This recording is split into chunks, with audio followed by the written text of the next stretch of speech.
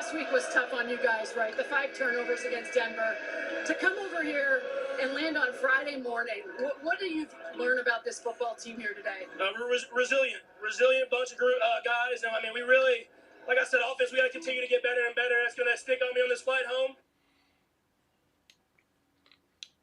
Things like that, I trust that we can find ways to win football games. I know you're happy you got the win, Patrick, but you're kind of ticked off you didn't score in the second half. There was a very emotional gathering with you, Matt Nagy, and the entire offense. What was said there? Yeah, it was just we got to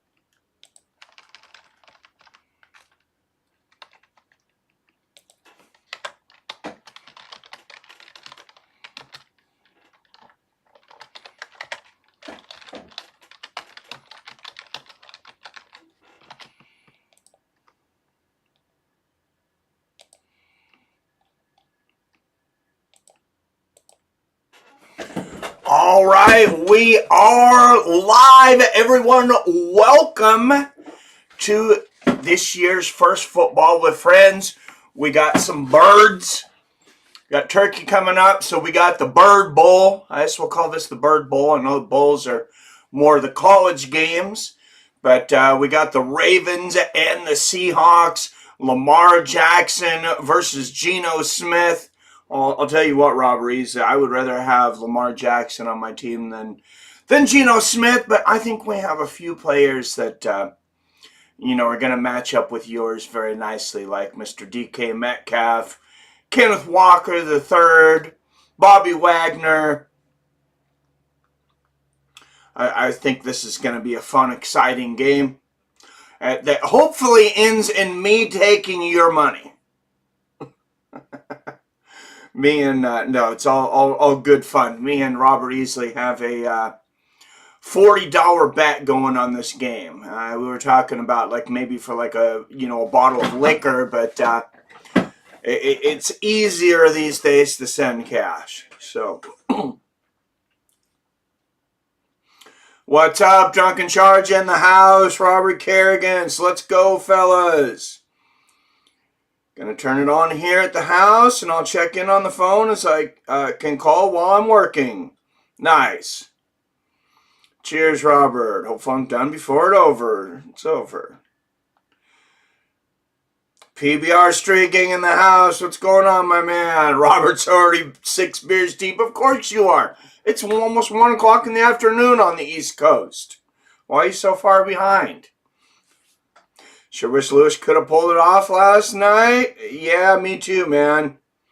Wait, I lost count. I'm on my 8th one. Oh, jeez. Think OBG is hurt. She might get lucky there. Oh, man. I seen he wasn't projected to score as much as your other receivers. So maybe that was built into that. I did see something about injuries, but I didn't. It was like a clickbait article that really didn't give me good information. All right, 2 defensive additions for the Seahawks. A defensive end, number 99, Leonard Williams, acquired from the New York Giants on Monday. And Frank Clark, number 57 defensive end. He'll be made his Seahawks debut last week. He took 22 snaps. This week he'll be a starter. So this series is tied 3-3 all time. The last time they met was on 2019. So this is a tiebreaker and bragging rights for quite some time. I don't want to be the only drunk on the stream. Oh, Phil. What's up, Phil, in the house? Have to go get some beers in the store. Fell asleep last night during the stream. I kept it running, though. Good man. I want to be the only drunk on the stream. You won't be. Good sir, I'll be right behind you. I fell asleep for 30 minutes last night on the streams as well. Yeah, Billy was looking for you. He's like, hey, where the hell's Robert? Hey, PBR, what's up, my man? Phil says it's 2 o'clock somewhere. Came back in the stream during a bus fight. Oh, the Abus Magomedov, yeah. Well, I got a confession to make, guys, and I kind of did it just to say I could, though. But we went out to breakfast with the wife yesterday, and I grabbed an amaretto sour for breakfast. I mean, it was like 9, 10 in the morning. So, and then I took a nap before the stream yesterday because I got a new employee, and I'm trying to round off these last 5, 6 weeks. So I didn't even work yesterday.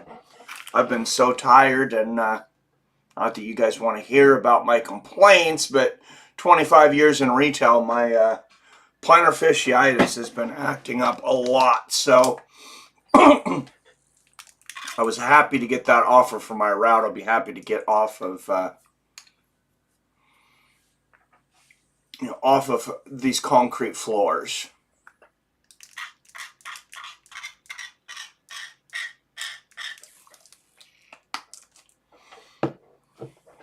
All right, I don't know what advertisement you guys just got, but I just got the one for Green Day touring with Smashing Pumpkins and Rancid. So that is an interesting concert. I have a feeling I might have a couple kids that'll want to go to that. I'll wake up and crack a beer, sometimes as early as 7:30 like yesterday, but today didn't start until 9 a.m. I don't know why, Robert, because I've never been like a morning drinker, but it is 10 o'clock in the morning and a beer sounds so fucking good right now. Like, I don't think anything sounds as good as a beer right now.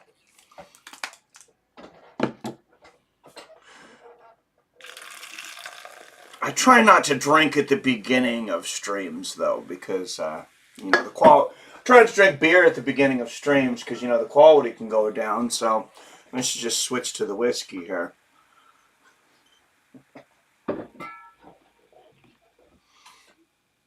No plans today except keeping the wood stove going and drinking beers. Cheers, Phil. Hey, that's a hell of a day, man. Me and the wife will get out after the game. Well, we'll get out and go do something. You know, I'm lucky. I'm talking about a lot. We're looking at our 25th year anniversary. Next July will be 25 years for us, and I'll tell you guys, I couldn't be happier and couldn't feel luckier. So I love spending time with her. I love waking up with her. And 25 years later, and nothing's really changed. I hope all of you can be that happy in your relationships. I'm no heathen. The only way to start your day is with a Bloody Mary. I don't think I've ever had a good Bloody Mary, people. I don't know that I've ever had a Bloody Mary in my life, which I don't know what the reason is for that. I guess I need to rectify that. I think I need to go to PBR's Twitter feed and find some recipes. A recipe for a Bloody Mary. Beer, the breakfast of champions. Plus, I've been with my woman for 10 years this coming month. We aren't married, but might as well be. I got lucky as hell. Nice, man. Isn't it nice to actually like your wife? You see all these people, getting divorced and unhappy, and I feel bad for them and stuff. But I feel like, man, like, I don't know, like they just didn't get lucky, or they just, I don't know, don't appreciate each other. I don't know. I'm not saying it's easy to be married for a long time, but sure as hell beats the alternative. I don't like tomato juice, as Robert used to say. I'm not the biggest fan on just straight tomato juice. I will tell you, I like a V8 though.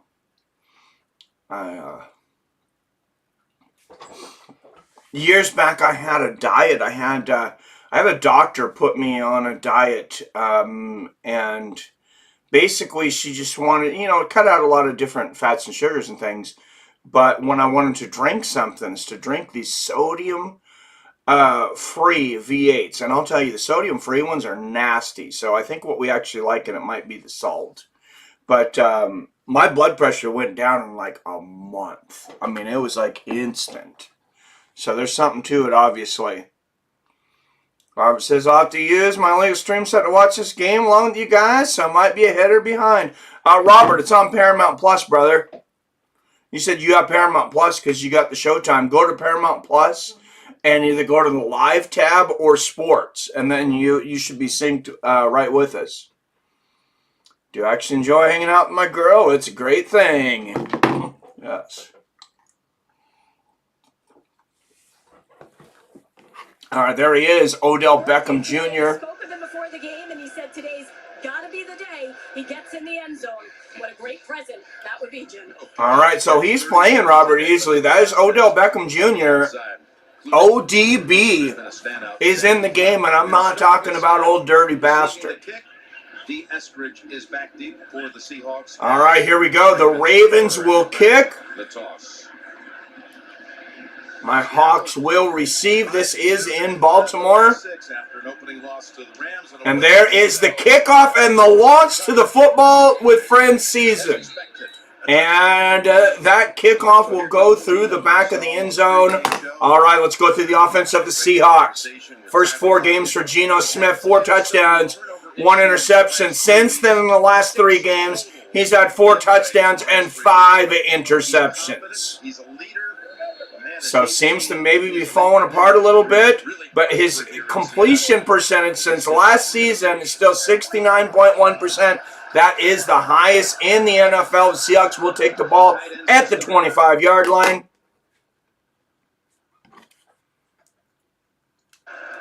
Geno Smith with the snap. He's going to hand it off to Kenneth Walker III.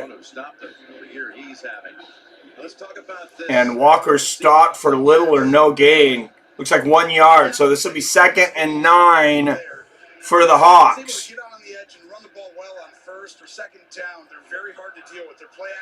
Yeah, he's dressed. He's playing, Robert. He said today is the day he needs to get into the end zone. So he seems pumped up, too. All right, 2nd and 9 for Geno Smith and the Seahawks. 2nd and 9. Walker. There's the snap, and he's going to throw it to the outside. It looked like he's going to be good for about 5. Setting up 3rd and 4. Mike McDonald in his 2nd year. So 5 yards there to number 9. A little lateral pass for 5 yards. So Seahawks going to be on the 3rd and 4th. And look at this line. Got Odafe Owa at outside linebacker. You got Brandon Stevens at cornerback. He's going to be trying to give everything he can to DK Metcalf, Kenneth Walker, and these Seahawks. 3rd and 4 from the 32-yard line. Geno is back. Here comes the rush. A pass over the middle. And it was bobbled by Smith and Jigba. And that is going to be an incomplete pass. He had it, but he was still fumbling it. When it went out of bounds, he fumbled it up against his helmet. So close, yet so far away. And the Seahawks will have to punt. 4th and 4. Make sure you hit that like button, and don't forget to hit that share button. I noticed when I typed in Fights of Friends, it was still not easy to find this stream. I don't know why. Last night, my stream, you could easily find it. And the Ravens will catch the ball at about the 22-yard line where they will take over.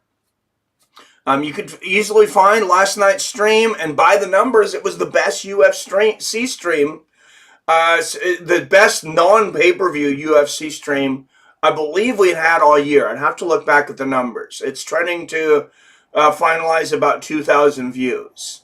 So, and I think that is that everybody's been doing stuff for summer.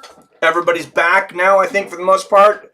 We're all sitting in because it's winter. Mike, I'm not on. Oh, it's not on Paramount on the East Coast. Oh, I'm sorry, man.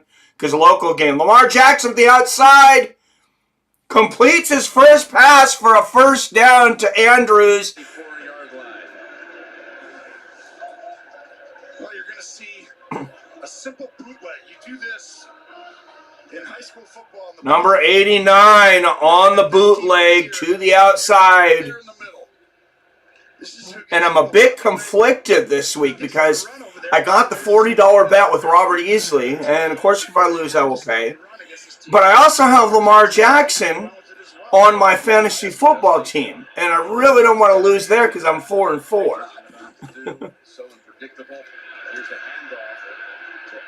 There's the handoff to Gus Edwards, the lead back for the Baltimore Ravens. And he picks up about 2 yards.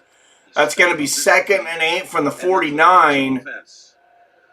They got so many, all these years you need an offensive line. They're a running team, and now they got Todd Monken, who came in from Georgia. And a very good offensive line for the Ravens, who just inserted rookie wide receiver Zay Flowers. Go back to my stream. Only have Carolina versus Colts on my Prime Paramount for some reason. They don't show early games on those streams. False start. Offense number 70. 5-yard penalty. All right, false start on the offense. 5-yard penalty. Just mentioned what He's brought to this team in 12:04 left in the game, and this will be 2nd and 13 for the Baltimore Ravens. Big people in there, a lot of tight ends, close to the line of scrimmage, and sometimes Now it should be about the 44, excuse me, I don't know why I got 44, 29-yard line here. Lamar Jackson back, and in and out of the hands of ODB, and maybe that was an old dirty ball, because it would not stick to the hands of ODB. In and out.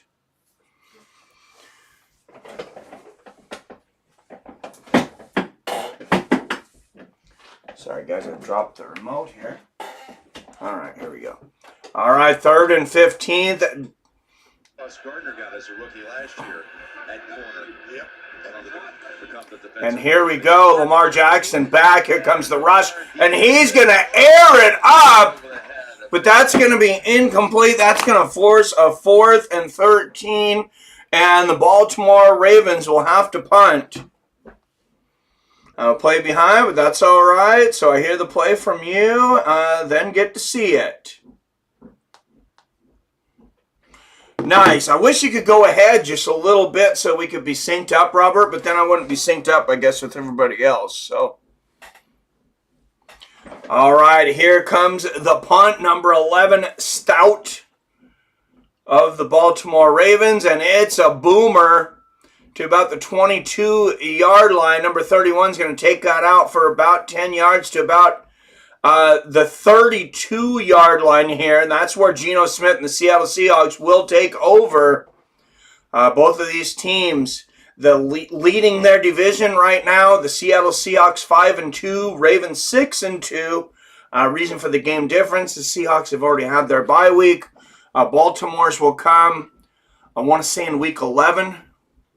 That's just from memory, though.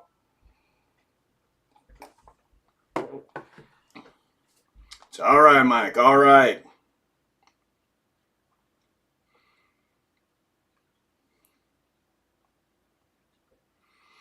No worries.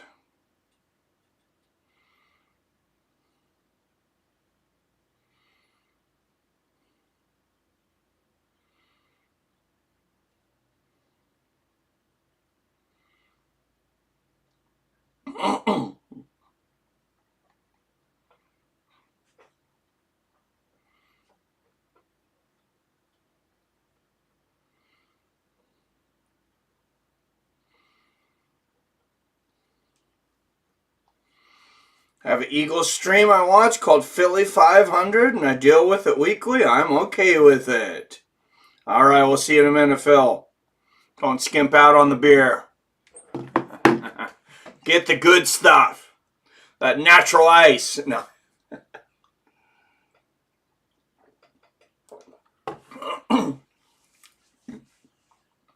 I'll tell you, this is one of the big reasons I pay for Paramount Plus Premium, so I don't get the commercials. But during the football games, during sporting events, you're still going to get them. And I'll tell you guys, I am highly susceptible to all those fast food restaurant commercials.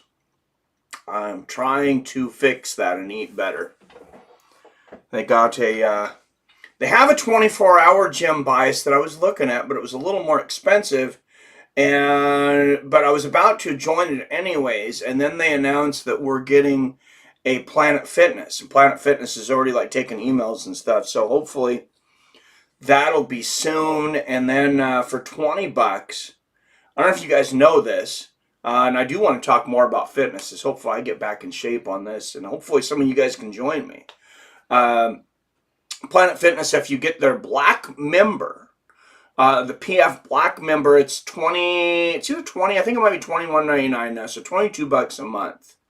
But still cheaper than just about any other gym. You can use any Planet Fitness in their entire company, the entire nation. And you can take a guest with you every single time if you want. All right, the handoff from Geno Smith to Kenneth Walker III, and it looks like he's going to get stopped. closer inspection. Just about 2-yard line there. Aging gracefully. Or just about 2 yards. As mentioned it earlier, called it late blooming his career. So second and 8 for the Seattle Seahawks here. Chicago and New Orleans is off to a start. Chicago up 7-0 on New Orleans. Minnesota and Atlanta still tied at 0-0. 8:59 in the first. All right, Lamar Jackson back. He will air it up again. Good throw right there to Lockett for the first down. And this is what Or excuse me, Geno Smith. I don't know something about Geno Smith back. I'm getting old, guys. Geno Smith to Tyler Lockett, the man that's never dropped a pass in the end zone. His entire career with the Seattle Seahawks, he has never dropped a pass in the end zone.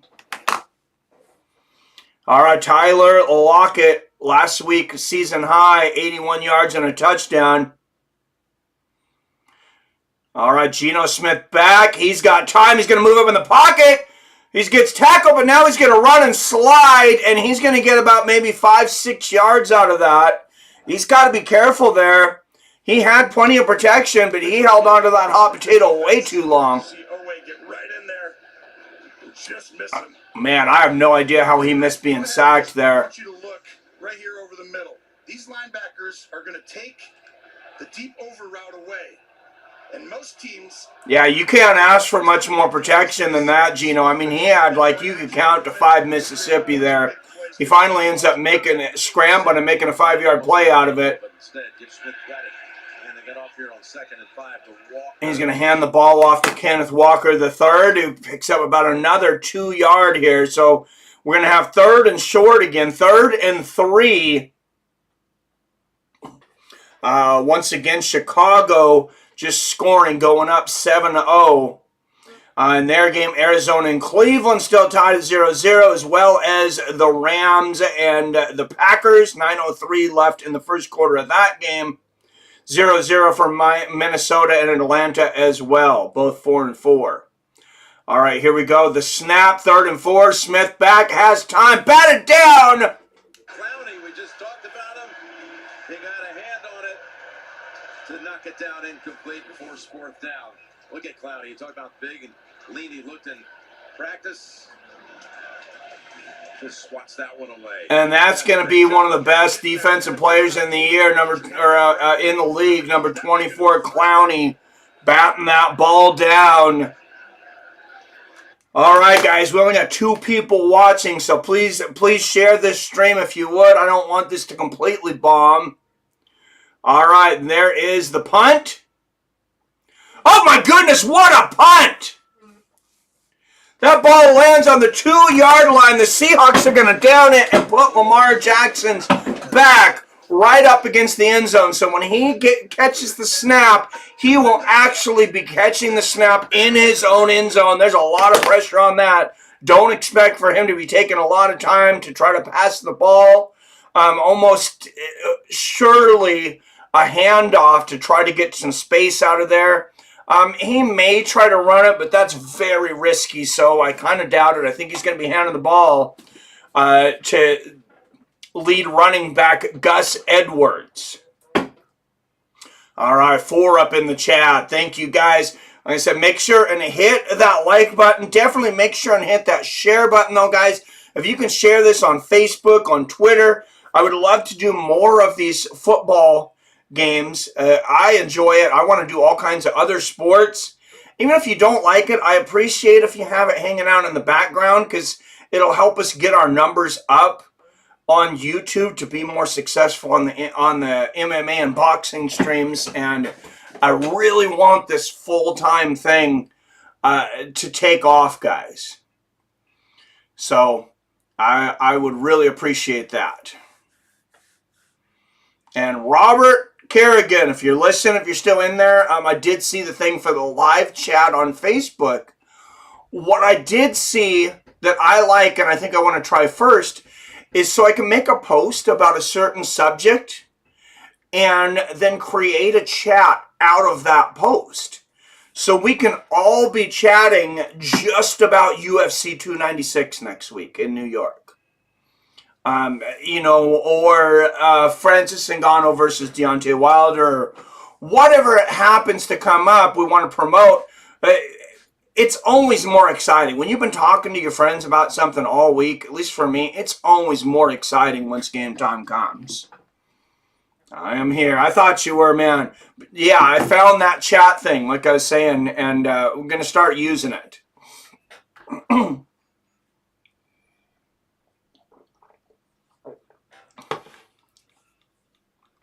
Also, I'm going to look in to see. I didn't know I could only have 2 admins, Robert. So it makes more sense to have you and Billy be the admins since Dean is barely on there.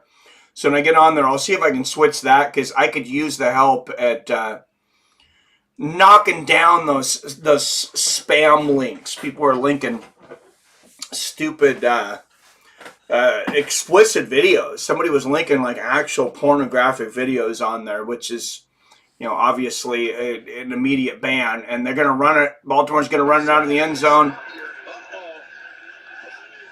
Seattle going to stop here. Nobody has started off as well. And they're going to get to maybe the 1 or 2 yard line here. What happened here is Edwards, a little mix-up, so Lamar kept it and falls at the 2-yard line. Yeah, I think they might have lost yards on that. Kind of had it, and then Lamar knew I'd get out of the end zone. So Lamar once again will get the snap in the end zone, and I think it's even going to be 2 yards further back, 2nd and 12. They're going to really have to work to get this out of the end zone. Very little there in the running game. And man, runs into Jaron Reed. Gus Edwards maybe gets a yard, and we're going to have 3rd and 11. And Baltimore's just lucky to get this out of the end zone. I'm always here. It's most of the time I'm listening at work. Oh, nice, PBR. Are you working on a Sunday? It's the Lord's Day, PBR. Tell them. It is the Lord's Day, and I'm going home. All right, 3rd and 11. 7:35, 34, 33, 32 left in the first. Only 2 seconds on the play clock for the Ravens. Play clock. It's 0, so a delay. Offense. And that's going to be a delay of game on the offense, half the distance to the goal. No reason to use a timeout for a yard. So it's only a yard, so they decided to just take the penalty. Bobby Wagner talked about coming back to Seattle. It's going to be 3rd and 12 from the 2-yard line. It's like it's taken care of. 2-yard line, 1.5 yard line, I believe. 3rd and 12. Jackson back. If he gets sacked, this is a safety.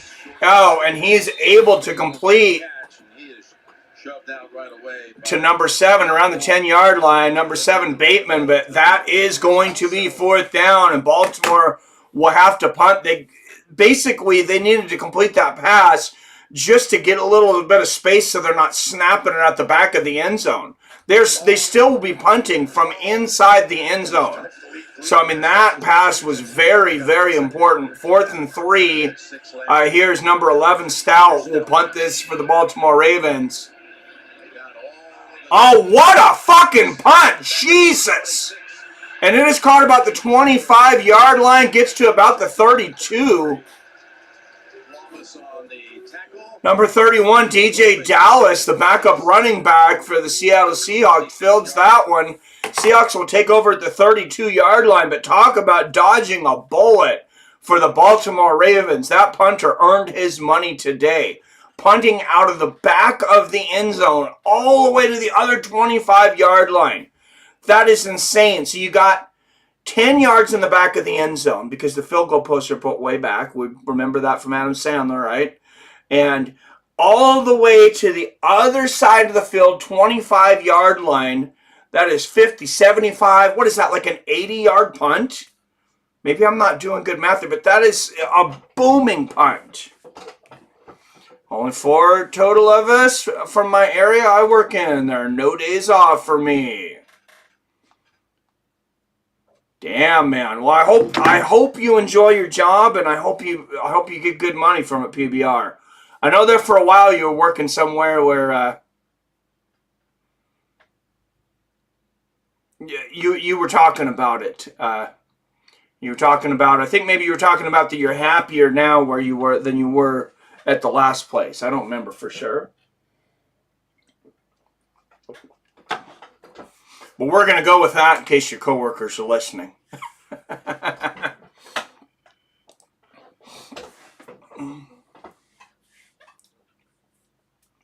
Yeah, I understand the no days off, man. I was doing the 7 days a week and just, I had to hire somebody else just running on the floors and, you know, pulling the pallets and everything with my feet on concrete floors. It has worn my planters down over 25 years of doing this. I mean, I started on concrete floors on freight when I was 19.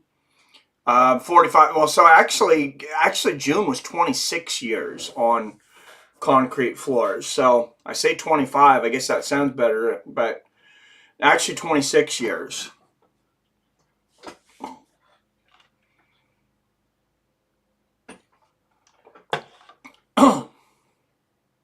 And like I mentioned earlier, 25-year anniversary coming up with the wife. We've actually been together 26 years. I started dating her almost the same time I started working retail. Actually, I got that job, and before we had started dating in the week or two before I started. All right, 1st and 10 on the 32 for the Seattle Seahawks. 6:30 left in the first. Exactly. Geno Smith back, takes the snap. And that's a completion. Number 84, Parkinson, tight end out of Stanford. You see this Baltimore defense has only allowed 4.2 yards per play, lowest in the NFL since 2008. 31 sacks, leads the NFL. Baltimore, far and away stat-wise, the best defensive playing team in the NFL right now. 13 players with 1 or more sacks. All right, Geno Smith just 2 for 4 for 24 yards so far. 2nd and 4, 5:52, 51, 5:50 left. He's going to toss it back. No room to be found. Kyle Hamilton comes up to number 26, Charbonnet, the third string. And really nothing going there. That's going to be 3rd and 3. He might have picked up a yard. And watch the replay here as Geno tosses it back, and it looks like somebody just missed their block there. Same job, just changed how I think about it. Nice, man. They let you start having those Bloody Marys on the floor. That'd change how I thought about it. All right, 3rd and 4, Geno Smith back.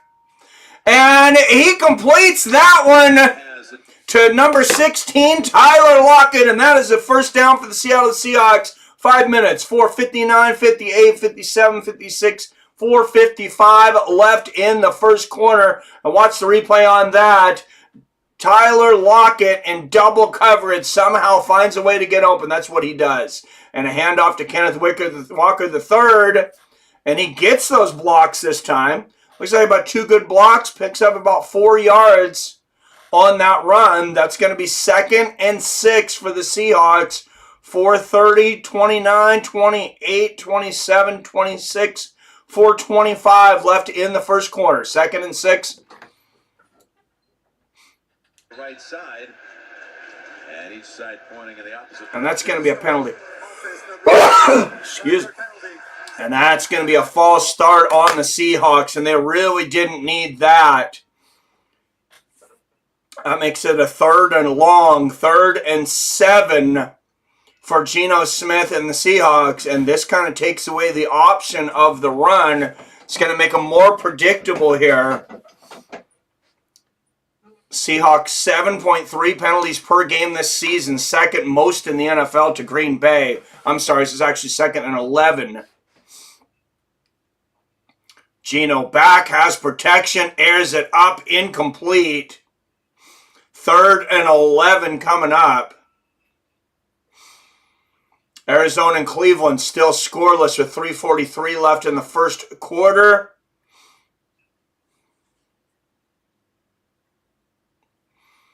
Rams and the Green Bay Packers, 3:24 left in the first, also still scoreless. And we are scoreless here, 3rd and 11, as Geno Smith will take the snap. He is back, pressure coming. Oh, and the pocket collapses, and there's going to be a flag there. I think that's going to be delayed because I think that's going to be offensive holding on the Seahawks. Penalty is declined. Yes, it was offensive holding on the Seahawks, and some of that Baltimore Ravens defense still gets there. And it is a week of defenses. Washington Nationals just scored against the New England Patriots 3-0 with 2:21 left in that game. So earlier we had a super early game as the Kansas City Chiefs defeated the Miami Dolphins 21-14. I think that was one of those London games. 4th and 18 as Dickinson punts that ball to about the 18-yard line. Duvernay, number 13, and the Ravens will call for a fair catch, and they will take over about the 18-yard line in a battle of defenses here. 3:41 left in the first quarter as we go to a commercial break. What's up, King James? Ravens are hard to beat. Hey, good to see you, my man. All right, people are coming in. 7 up in the chat. I was just saying earlier, I believe this is our first Football with Friends for the season.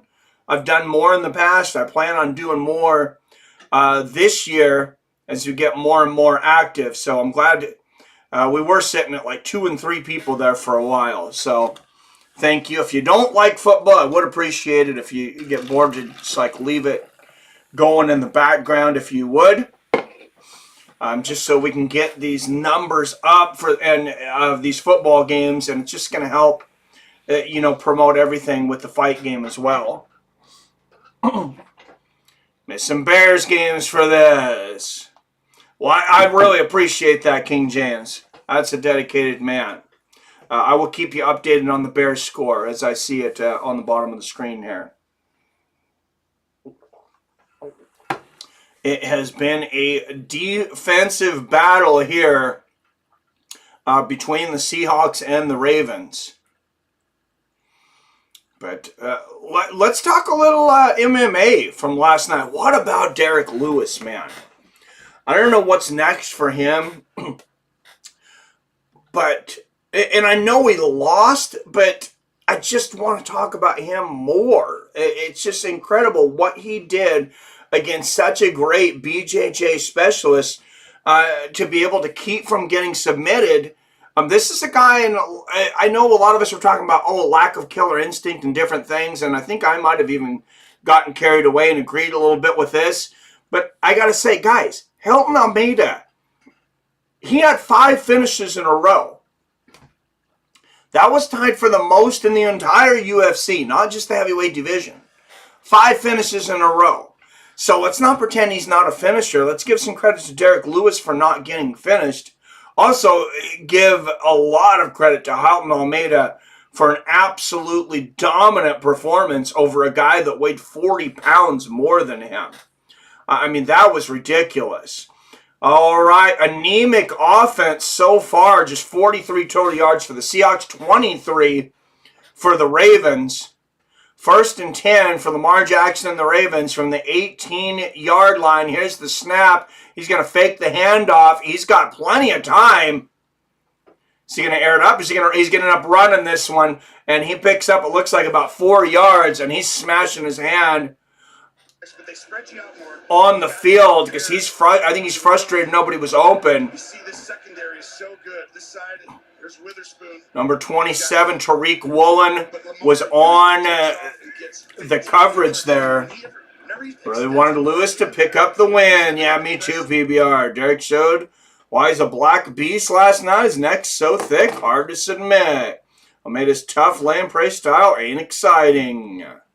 But that's the first guy that, when you got a guy on mount, we don't generally talk about a guy mounting people as a lamprey. All right, and there's a completion by Baltimore. 40 for the first down, the backup tight end. Gain of 16. Number 80, the backup tight end for Baltimore. get into that area. with a first down. That's a good completion for Lamar Jackson. He throws the ball at the last second, basically he can. You see a little sidearm action, so likely right there. First time we've had the football. Number 80, Lineley. That's 1st and 10 from Baltimore, and this is the furthest they've been on the field. They're on the 40-yard line. They're going to hand it off, and he finds some running room all the way to about the 46, 47-yard line, and this is going to be 2nd and short for the Ravens, 2nd and 4th after that run.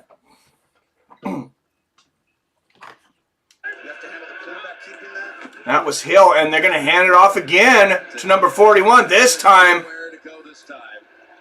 the Seahawks snuffed it out that time.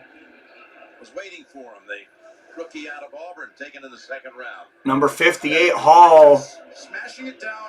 the Auburn rookie. He sees that coming, and that's going to go for a loss. Can't say enough about the rookie. What's up, Torn Brown in the house? Got to give Lewis credit for surviving what no one else has. Yes, flag football joining the Olympics for men's and women 2028. They just announced. Yeah, sounds pretty lame, dude. All right, 3rd and 6 for the Baltimore Ravens. They lost 2 on that one. Jackson with the pass to the outside. And that's ODB, Odell Beckham Jr., with the reception and the first down. Robert Easley was worried that he was not going to play today. And I wish he wasn't, because we got $40 on this game. To me and Robert Easley. And Lamar Jackson's going to air it up to the end zone and overthrows number 7, Bateman. Being shadowed the whole way by Trey Brown. Great coverage there by Trey Brown. Looks down the field. Maybe they saw something this week.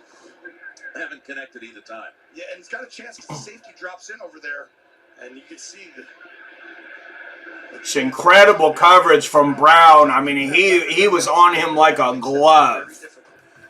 Also, Almeida is very one-dimensional. Almeida's a very boring fighter. I don't care him see the fight ever again. Well, he wasn't going to stand there and strike with Derek Lewis. I think maybe it's a bit unfair to judge him from that one performance. Lamar Jackson fakes the handoff. He's got time. Pass over the middle. That's a completion to number 89, Andrews, and that's going to be close to a first down, if not a first down. First lead in the game since week 4. That's right, JB. Baker Mayfield, he's going to find. All right, and looking at highlights, Baker Mayfield scoring for Tampa Bay, going up 10-7. 3rd and 1, and they're going to run it up the middle, and nobody's there waiting. 1st and 10 for Baltimore, as the Seattle Seahawks defense seemed to have miscommunicated on that play. 3-3 over in Minnesota between the Falcons and the Vikings. 42 seconds left in the first quarter of that game. 3-0 Washington over New England. First quarter of that game. That'll be the end of the first here for the Seahawks and the Baltimore Ravens. 0-0 after a quarter. What a defensive ball game, and defense all over the place, guys. There has been very little scored, it looks like, in the entire NFL this morning. Can't believe teams passed on Jackson in draft. Oh, yeah, that guy's a stud, man.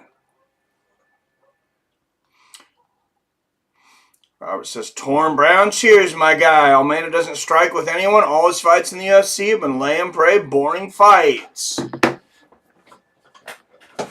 Yeah, well, you know, if he tries that shit with John Jones, you guys know I'm not the biggest John Jones fan, but Jones will show him where to stick it. I don't think he's going to do that with John Jones. And let's switch over to quarter 2. We're a quarter through this, and no score for the better.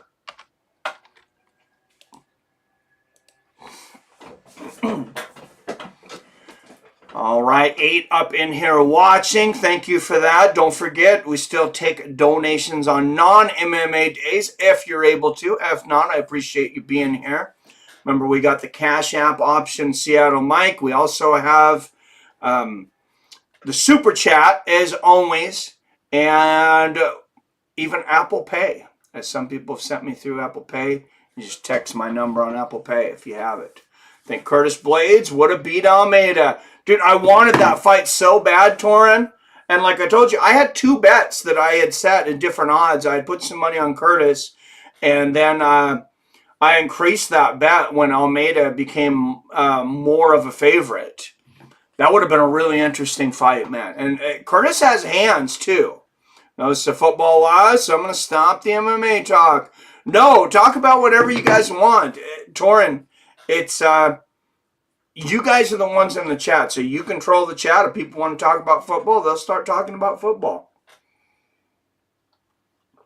It gives me something to talk about on the commercial breaks anyways. All right, start of the second quarter here from M&T Bank Stadium in Baltimore, Maryland. I should rebook Blades and Almeida. Absolutely. It's all good, Torn. It's only the boys here, hanging out with the boys. All right, 1st and 10, start of the second quarter. Yeah, this is just the first football with friends for the season, Torin. So, and I didn't announce it till yesterday. I was talking to Robert Easley. We started talking some smack because he's a Ravens fan. He goaded me into betting $40 against him. All right, 1st and 10 for Baltimore. Lamar Jackson going to have the ball on his side of the field for the first time, and he fakes the handoff. He's going to run it all the way to about the 22-yard line. I didn't even follow the ball. That fake was so great. I should rebook Almeida and Blades for UFC 297. Yes, King James. MMA is always priority. Hey, you guys are the ones that put this on the map, not me. If there's nobody watching, there's no fights with friends. All right, just in, Brian Johnson Jr. rushing TD. Lamar Jackson, of course, in the end zone, in the red zone now. Well, now in the 22-yard line. 1st and 10, 14, 19, 18 left in the second quarter. And Jackson fakes a pass and ends up completing one to number 89, Bateman. He's going to be about 2 yards, or no, excuse me, that's Andrews. He's going to be about 2 yards short of another first down as Baltimore well inside the red zone. Let's watch the replay on that. Lamar Jackson, beautiful fake, finds number 89 there to about the 12-yard line here. 2nd and 1. And Jackson again runs it to the outside and again fools the Seattle Seahawks. Gets to about the 3rd-yard line. That's going to be 1st and goal for the Baltimore Ravens. Nope, I'm going to keep it, and I got a blocker. Yeah, he fakes one direction, runs the other, has a perfect block in front of him. Beautifully orchestrated play here from the Baltimore Ravens. Arizona and Cleveland still scoreless in the second quarter, 14-15. 14 minutes and 15 seconds left in the second quarter of that game. 1st and goal for Baltimore. There's the handoff, and he made that look too easy. Number 35, the lead back for Baltimore, Gus Edwards with the touchdown. And that's going to put the Baltimore Ravens on the board first with 13:06 left in the second.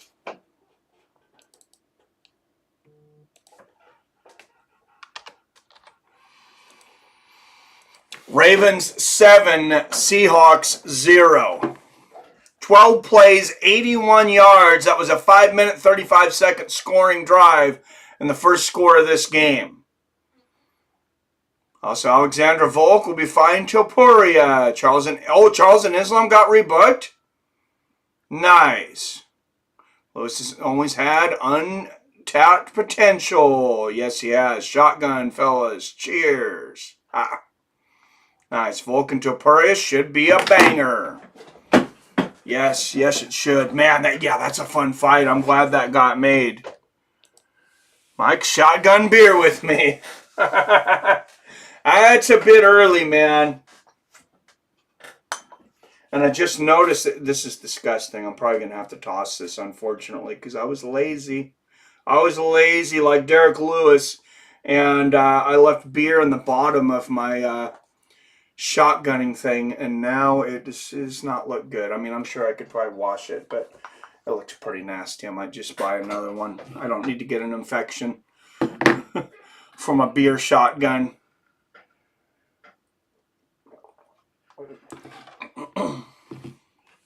Maybe in the fourth quarter. Yeah, maybe I'll just have to do it the old school way, man. I think I got a box knife somewhere and I can just pop it.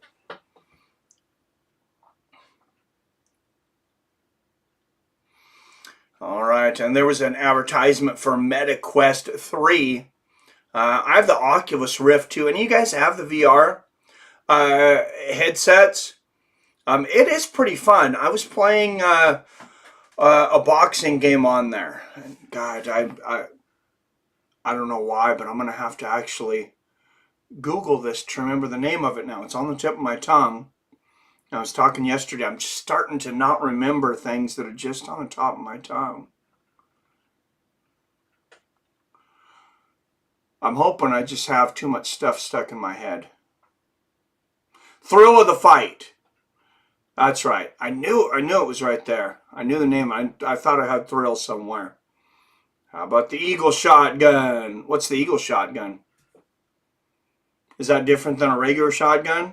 Yearning for Uriam Pahea. King James, as soon as I seen that fight announced, literally I was excited for that fight more than any fight that's been announced this year. Even more than Stipe and Jones. Even though Stipe is my favorite fighter, I know it's going to be really hard for him to pull off a win against Jones. I want one for Christmas. Someone in the chat should get me one. The Eagle Shotgun, huh? All right, Gus Edwards. Having a hell of a day. Just scored a touchdown for the Baltimore Ravens. 10 up in the chat. Make sure and hit that like and share button. It is the first Football with Friends of the year. But we've also been talking a lot of MMA because that's what the foundation of this community. And Seahawks are going to run this out to about the 25-yard line. DJ Dallas with the power run. No, it is Estridge after all. Let's go down to Tracy. Jim, what the Ravens have done over the And 13:01 left here in the second quarter.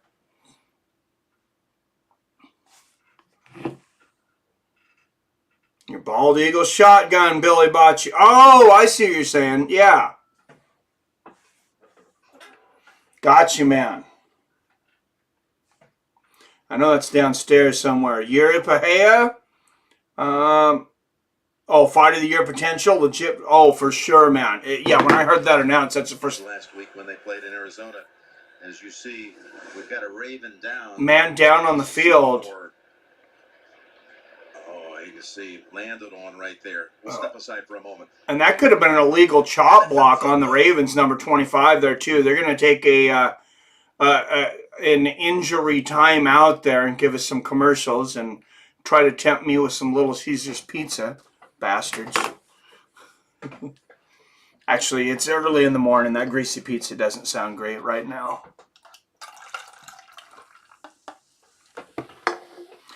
All right, halftime. If you guys are looking to take a little break, take it. I'm trying to make it to halftime to take a break, and I'm going to have to take about a 5-minute break. I'll put the timer on, so it's a good time for you to go for a smoke break or something. Please, if you could just leave it running in the background, I appreciate it. Eagles fans, I have to get one eventually.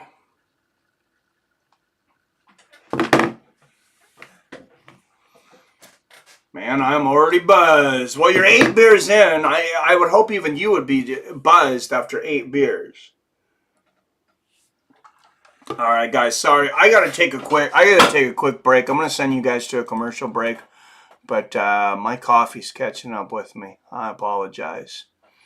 All right, you don't have to watch, but if you can, smoke them if you got them. Good time for a smoke break. If you can just leave it running, I'm gonna insert an ad. Some of you will get it, some of you won't, but I will be right back.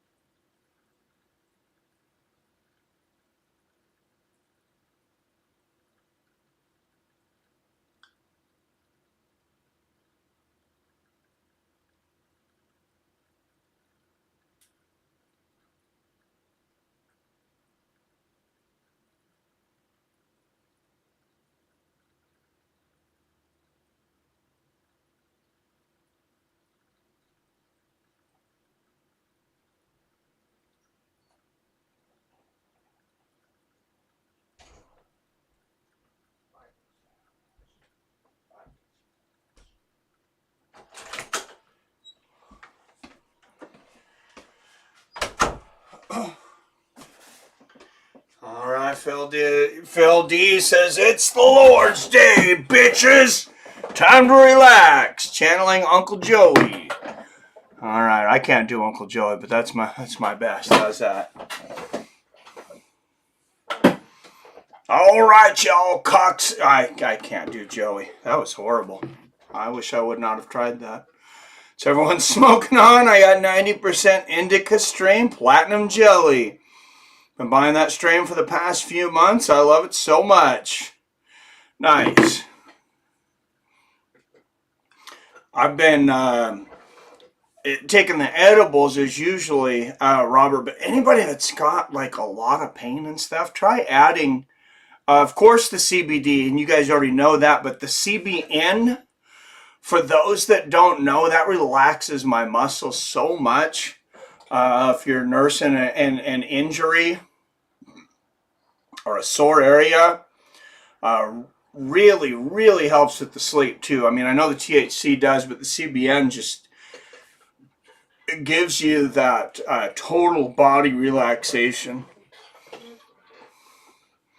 All right, what's everybody drinking? What's everybody eating for breakfast? Everybody up for breakfast? I know on the East Coast, you guys are past lunchtime. It's almost 2 o'clock there. All right, so that's funny. You said that Phil D, Uncle Joey, my mom and stepdad bought me his book, The Life of a Comedic Savage by Joey Coco Diaz. Nice. Oh, I love Uncle Joey, man. My birthday in June. Nice. CBD helps inflammation a lot. Yeah, I was at one time taking just like straight CBD though, Phil, and maybe it's just my head, but in my head, but it didn't feel like it was activating as well without the THC. Now, obviously, you can't take the THC at work, but Rob says, I'm halfway through it. Nice. Hey, anything that gets me to read more, man. I do listen to a lot of books on tapes, but that's not the same, I suppose. It's got me some Labatt's Blue. Nice, Phil. All right, Baltimore. With the ball, Lamar Jackson being flushed out of the pocket, and he will make it. Oh, my goodness. I thought he was going to get fucking sacked. This guy runs around the defense to a first down and picks up another 10 on top of it. It's like an 18-yard run. Getting to the quarterback as fast as anybody, and this is what makes Lamar so difficult. Talking to Coach Carroll, it's when you're under center and you got a lot of tight restrictions. Number 53, Maeve, had him dead to rights. Maeve doesn't give up on the play. Does end up being the one getting the tackle when Lamar gets skipped up a little bit. But there you go, 23-yard run for Lamar Jackson. And there's a pass to the outside. Big tackle there for number 22, Brown. But that's a completion to number 89, Andrews. And that's going to create a 2nd and 4, 6-yard completion. What's up, Billy? Look at my balls, Baltimore. Go Hawks. Yes, Billy. Thank you. That is now the new pin chat. Next book I'm getting for Christmas is Flower of the Summer Moon. That's funny. I was just talking about going to see that movie this morning with my wife right before I started the stream. All right, 2nd and 4, Lamar Jackson. Back pressure coming. Oh, and a fumble. The Seahawks knocked the ball out. I think they have it. It looks like number 63, Maeve, might have jumped on it. And the Seahawks recover the fumble. Number 53, Maeve, and man, did we need that. 10:33 left in the second. The Seahawks create the fumble, and they will take over around midfield. Yes, cheers, Billy. Tom Bender in the chat. I feel some on my quarter of the way through it. I'm reading a few other books, too. I'm kind of a book nerd. Oh, that's awesome, man. Keep you smart. Just finishing Fear and Loathing in America. I've read all the Hunter S. Thompson books. This is the last one. Took me like 6 years. I love Hunter S. Thompson, man. Movie's so long, it lost me halfway through. Love that book, says Phil. Yeah, I have a hard time making it through long movies, too. But especially if nothing's going on in the beginning of it. All right, here we go. 1st and 10 for the Seahawks from the 35-yard line. 10:33 left to end the second. The snap for Geno Smith. He's going to hand it off to number 9, Kenneth Walker, the third. Gets stopped, bounce around the corner. Barely makes it past the line of scrimmage. That's going to be about 2nd and 8. Actually, I still have to finish Hey-a-roo, but that's a short one. Oh, that's awesome, Phil. I'm jealous of you finishing all these books, man. I've been doing them all on audiobook for a while, and I need to get back to it. I was telling my wife I need to make it to the eye doctor, too. I feel like these glasses are not helping me see as well as I could. I think I need an updated prescription. All right, 2nd and 8, 4-3 on the play clock. Snap to Geno Smith, and it's a sack. Geno Smith once again taking too much time. I mean, you could have counted to 4 or 5 Mississippi, and he should have seen the pressure was coming and thrown that away. Rookie mistake here by Geno Smith, and he ain't a rookie no more.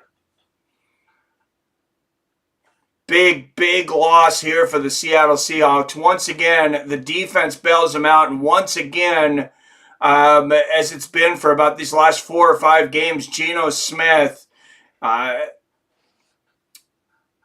accident prone here. 3rd and 14. That's a quick pass to the outside to number 11 to just pick up a few yards there. I don't quite understand that play. So that's going to be 4th and 10, and the Seahawks will have to punt. Watch that movie at least half a dozen times on acid or mushrooms. Loved it every time. Flower Moon movie is rough. It's well shot and everything, just long and drawn out. What's a Scorsese, right? So I bought the novel version of Once Upon a Time in Hollywood. Tarantino's first time putting his film to a book. It was good. More in it than the movie, which is usually how it goes. Nice. All right, and a booming punt from Seattle, and Baltimore tries to take it out, and Seahawks will stop them about the 15-yard line. But the Seahawks really needed to put points on the board with that turnover, and they just wasted it. 8:27 left in the half, 7-0 Baltimore. And let's go over to the betting stats and see what the live line is on this game. As I mentioned, maybe an ill-advised bet. Robert easily goaded me into a $40 bet. And, oh my goodness. The Ravens are a minus 720 favorite right now. The Seahawks a plus 450 underdog. 10.5 spread with the over-under of 35.5. Well, I understand the over and under being so low right now since we only have 7 points scored in almost a quarter and a half of football. But plus 450 on the Seahawks, I don't know. I think I might take that if I was at the casino right now. Maybe it's a good thing I'm not. In fact, when I was 19 years old, my friend drove to Vegas from California with a trunk full of multiple drugs and alcohol. I loved that movie. Which movie are you talking about? When you were 19? Looks like my boys strike first. Yes, they did, Robert, you bastard. You goaded me into this. No, I'm just messing with you, man. I will be happy for the Ravens if they win. Just not as happy as I would be if my Seahawks won. So all that dude's fight been in the UFC? Oh, I went back in the chat. Sorry. Wonder what Wilmata will do once he can't get someone to the ground. Probably get knocked out. Phil says, yeah, I can only get it from a live human body. I don't even know how to spell that. Fear and Loathing in Las Vegas. I didn't know it was that old. Just a little. When did Fear and Loathing in Las Vegas come out? I didn't know it was out when you were 19. I know Johnny Depp plays Hunter S. Thompson. I've actually never watched the movie. I don't know why. I was just talking to the kid earlier saying we need to watch that movie. All right, Lamar Jackson pass to the outside. Finds number 15 for just about 2 yards. Good stop there from the Hawks. That's going to be 2nd and 8. Football. I mean, it's going to be really hard for him to come into Baltimore and score on this defense. So it's going to be a low-scoring game. And then on top of it, with this offense, making it simpler, Todd Monken is doing a really Green Bay scores first against the Rams. They are up 7-0 in the second quarter with 7:28 left. Jones with the 3-yard rushing TD. Atlanta scores up 8-3 on Minnesota. Lamar Jackson with the handoff. Fools the Seahawks once again. I mean, that's a good description of us today. We just are looking like fools on a lot of these plays. Mitchell up the middle for another first down. As I'm really not happy with the Seattle Seahawks play today. And just a lack of coverage down the middle there. Lamar Jackson back, has all the time in the world. I mean, you can count to 10. Throws a pass. And wow. That's going to be ODB, Odell Beckham Jr. with another reception, another first down. He said it was time today to get his first touchdown of the season. I just say I hope it doesn't come. But it's big for that roll, Robert. All right, and here is the handoff to number 34. Slashes through the Seattle defense for about 8 yards. Again, number 34, Mitchell. for me, if I was Seattle. That's going to be 2nd and 1 for Baltimore. And Seattle is just falling apart right now. Baltimore wearing down this defense. 6.3 yards per run compared to just 3 yards for the Seahawks, outrushing them 82 yards to 27. Much of that coming from their QB, Lamar Jackson. 2nd and 1, they're going to hand it off. And he breaks through again for about another 6 yards. They cannot stop Mitchell right now. So why stop going back to him? Oh, Gus was in. Yeah, Gus has been in, Robert. They've been running Mitchell here for a moment, though. What's his first name? K. Mitchell. I meant to wake up early to study the names of the Ravens players, and I did wake up somewhat early, but the wife wanted my attention. So These 3 carries by Mitchell, his first 3 carries of the year. How about that? first 3 carries of the year for Mitchell, just tearing up the defense. And now it's Lamar Jackson slashing to the outside for another first down. Baltimore Ravens are literally just running over the Seattle Seahawks right now. 17, the movie came out in 98. Did the trip 2 years later. Okay, I didn't realize it was that old. Where the Buffalo Rome is good. Bill Murray is Thompson. I'll have to check that out, Phil. See, get me going. I won't shut up about books. All right, time to pound some beers. If you can land Derrick Henry, game over. Robert Easley, yeah. All right, Lamar Jackson, another handoff. Give him 3, and we've got another update. Back to JB and Nate. That's going to be about 3 yards there. Mitchell again. And we'll go over to New Orleans, who just scored a touchdown and tied it up 14-14 with Chicago. 6:05 left in the half over there for your Chicago Bears, King James. All right, 2nd and 7.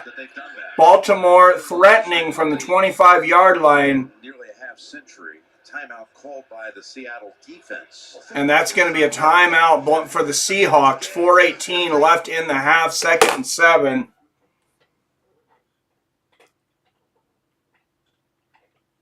Robert says, took an ounce of meth, heroin, cocaine, molly, acid, mushrooms, ether, mescaline, and a bunch of whiskey and marijuana. That was marijuana.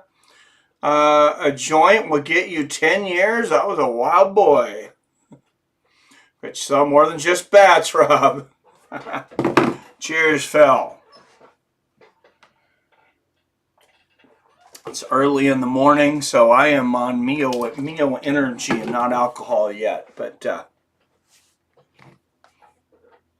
I saw life before life existed. All right, 2nd and 7. Baltimore already leading 7-0 with 4:18 left, threatening from the 25-yard line. 12 seconds left on the play clock. The snap, and this is going to be the handoff to number 34, Mitchell, and he slices and dices through this Seahawks defense once again for another first down. That has been the story of this second quarter. Mitchell on 4 rushes, now 37 yards, and the first 4 rushes of the season for him. As that Baltimore didn't already have enough weapons at their disposal, they seem to have found one more. What's up, Clavid? Let's go, Ravens. Sorry, Mike. I'm a Baltimore Raven. I'll be more Baltimore. What's up, Clavid? That's all right, man. So is Easily. And a reception over the top for another first down for the Baltimore Ravens. That will be 1st and goal for Lamar Jackson and Pack, as they are just making this Seahawks defense look like Swiss cheese right now. That was the rookie number 4, Zay Flowers, wide receiver, on the field opposite of Odell Beckham Jr. Jackson brilliantly fakes the handoff, finds Flowers on a slant play, and it is now 1st and goal for the Ravens. We could use another fumble right now.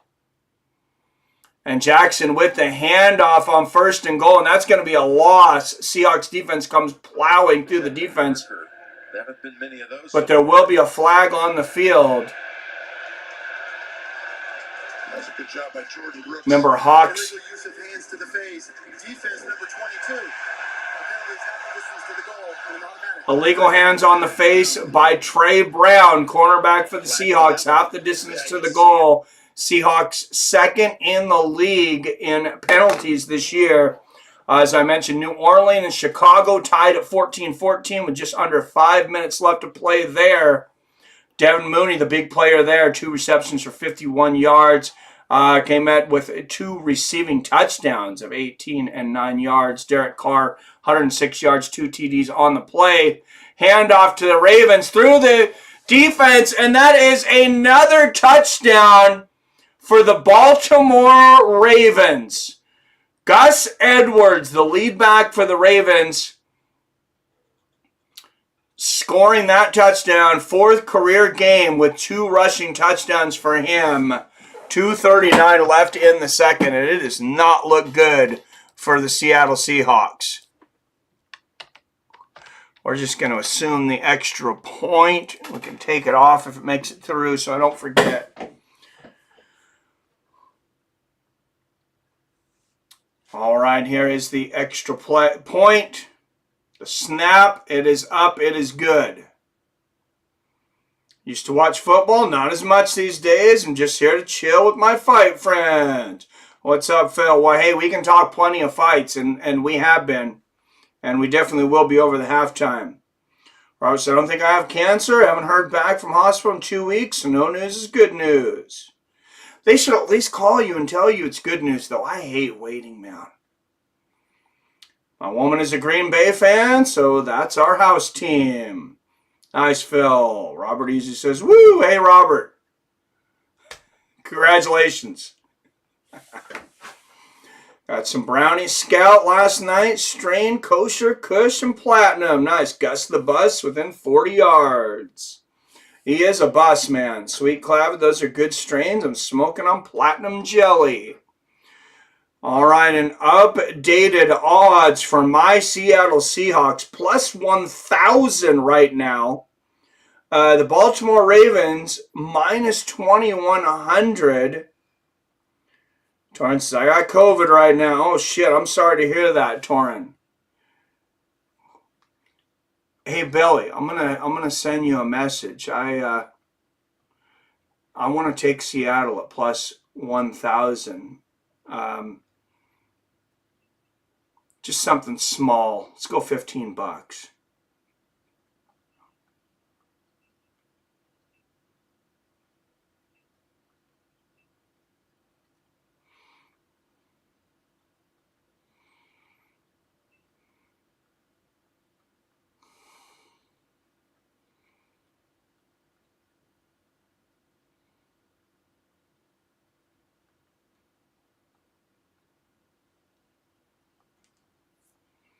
That sucks, Torn. I hope you're feeling better soon, man. All right, 1st and 10 for the Hawks in the 20-yard line. Pray for Vikings wide receiver KJ Osborne was just injured. Game, serious worry for his neck, is not moving. Oh, that's horrible. Yes, definitely prayers for him. Geno Smith over the middle. Finds DK Metcalf. 50, 40, 30. Inside the 20-yard line. And just like that, one play from DK Metcalf wipes out a lot of work for these Baltimore Ravens. Can't bet my cow got froze by my dumb bank till I can call them tomorrow. Oh, damn. Sorry to hear that, Billy. Wow, and Seahawks just went to plus 700 on that one play. From plus 1,000 to plus 700. That's how crazy the live bets are, guys. Because Seahawks are within field goal range now. And there's a 2-minute warning. That'll be a stop. Yes, hope the COVID goes away, man. Phil says, get better, dude. Get some vitamin D and C if you can. Yeah, load up on the D, C, and the zinc. Metcalf is definitely a stud, Robert. Well, see, him and Lockett were running together and then kind of split off. I think that kind of confused everybody. Maybe I'd like to see that a little bit more in the future. And we got Smith Njigba. I believe that's how you pronounce his name. A rookie receiver that's coming on for us as well, too. He's been able to get open on a few plays as of late. Didn't expect Von Fim to lose last night. No, I didn't either, Torrin. And what a horrible week for the Bonfim family. First, Ishmael misses weight at the weigh-ins. His opponent says, I'm not going to fight you because you were 3 pounds over and you didn't even try to drop it. And then Gabriel goes and loses. Biggest upset of the year. Odds-wise, guys, that was one of the biggest upsets, at least in years. Bonfim ended up closing a minus 625 favorite. That's a huge upset. That's like top 5 of all time as far as odds. Of course, Torin. Keep us updated and hope you feel better soon.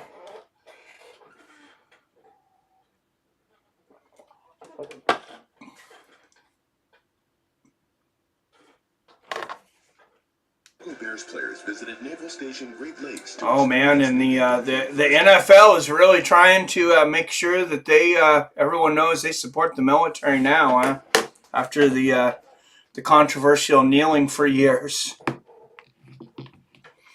They're taking that money. Robert says, wasn't the better of the two brothers. Bums me out. His brother missed weight. So unprofessional. So ready for 295 and 296. Oh, me too, Torrin. And I was just mentioning early for anybody that missed it. I found out there is a chat option in our group now. And it looks like we can do chats for a certain subject. So I'm going to try that first. I'm going to make a post for the next UFC. And we'll all be able to chat throughout the week. And that should keep everybody engaged, I think, too. All right. Big reception for DK Metcalf on the last play. That puts him at almost 500 yards receiving so far this season. And Geno Smith fakes the handoff. He's going to throw it again. That's the Tyler Lockett. It looks like that's going to be a completion. You got pressure coming in, slide. This is what Geno is really. So 2nd and 3. I'm not sure what's up with the hurry-up offense here. I would use as much time as I could right now, and I think he's thinking about it now. I think he's going to. 1:35 left in the half. Plenty of time to score here from the 18-yard line. Milk that clock. Milk it down to, like the 5-3 on there. 2nd and 3rd, and he is. 8 seconds left on the time clock, and he's going to hand it off. Number 26, and that's going to be a first down for the Hawks. Blitz to the right side, giving up a gap. About 4 yards there for third-string Charbonnet. We got Russia and China to worry about and Israel stuff. Schmeh. Yeah, I prefer to be distracted by sports until they call my number. Intense times, Phil. I hope Patty falls out at 296 and the Holloway comes up as a late replacement against Tony Ferguson. Dude, you really want to see Tony fight Max? I don't think that's a good matchup for Tony, man. I think Max is he's so fast. All right, total yards of offense, 206 to 111 in favor of Baltimore. First down, 16-4, but the Seahawks are threatening inside the 15 here. First and 10. Geno Smith back to pass to the end zone. That was to DK Metcalf, but he was well covered. Great read. Oh, and a little low there. Geno could have caught him there. And look back here. He's looking. He could have gotten that. Let's look at that play once again. Geno Smith back. Gets it over there. Here's the handoff. Oh, and they got to go back because a hurry-up offense. A quick handoff for some reason from Seattle. And that's going to be a loss of 1. Take a timeout. 3rd and 11, and just like the Seahawks were threatening, and just like that, the Baltimore defense has shut their offense down one more time. That's going to be a timeout for the Baltimore Ravens because they're going to have some time left on the clock to get the ball back, most likely. Even Dustin versus Ferguson isn't bad. Ferguson needs a win, not to be a punching bag versus Max.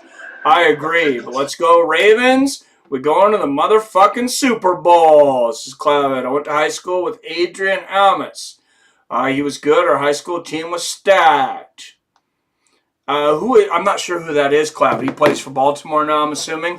3 points allowed in final 2 minutes of first half. 3rd fewest in the NFL for Baltimore. 3rd and 11 from the 15-yard line. Geno Smith with the snap. He is back.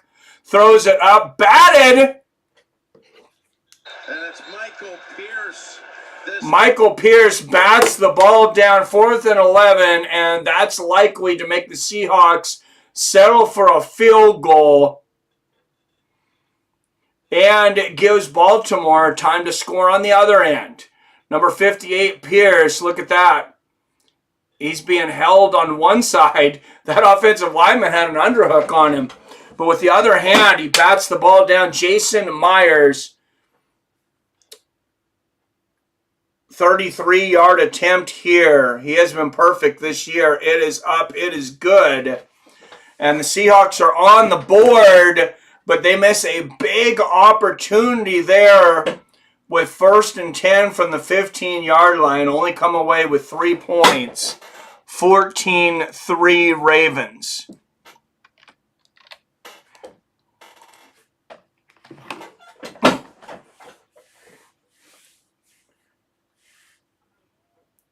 We've done pretty good red zone defense. You guys are the best defense in the league, I think. Julio Jones for once, Robert.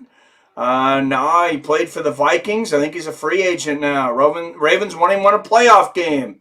I'll take Chiefs, Dolphins, Bills, and Jags over Ravens, Billy says. Almost plays for New York Jets. Thank you, Billy. Thanks, Bill. I know what bets to make now. So I like my Ravens because I'm from here, but it's a terrible place to live. Be right back. Got to go see Man About a Dog. We almost choke in the playoffs. Oh, yeah. I was in Baltimore once because, I was in Pennsylvania, actually, and we had to fly out of the Baltimore airport, though, because that was the closest place. And, it's sketchy, man. It's sketchy. All right, and the Seahawks are going to kick that one out of the back of the end zone, so the Ravens will take over on the 25-yard line with 25 seconds left. I believe they still have 2 timeouts, plus 88-point differential in first half this season for the Ravens. Best in the NFL. Seahawks are widely known as a second-half team, though. They have been for a good 12 years.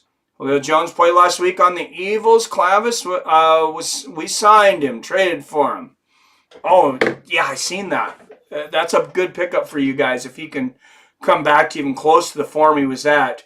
All right, Lamar Jackson back, got time. A completion over the middle to ODB to the fourth. And there's a fumble, and the Seahawks have it.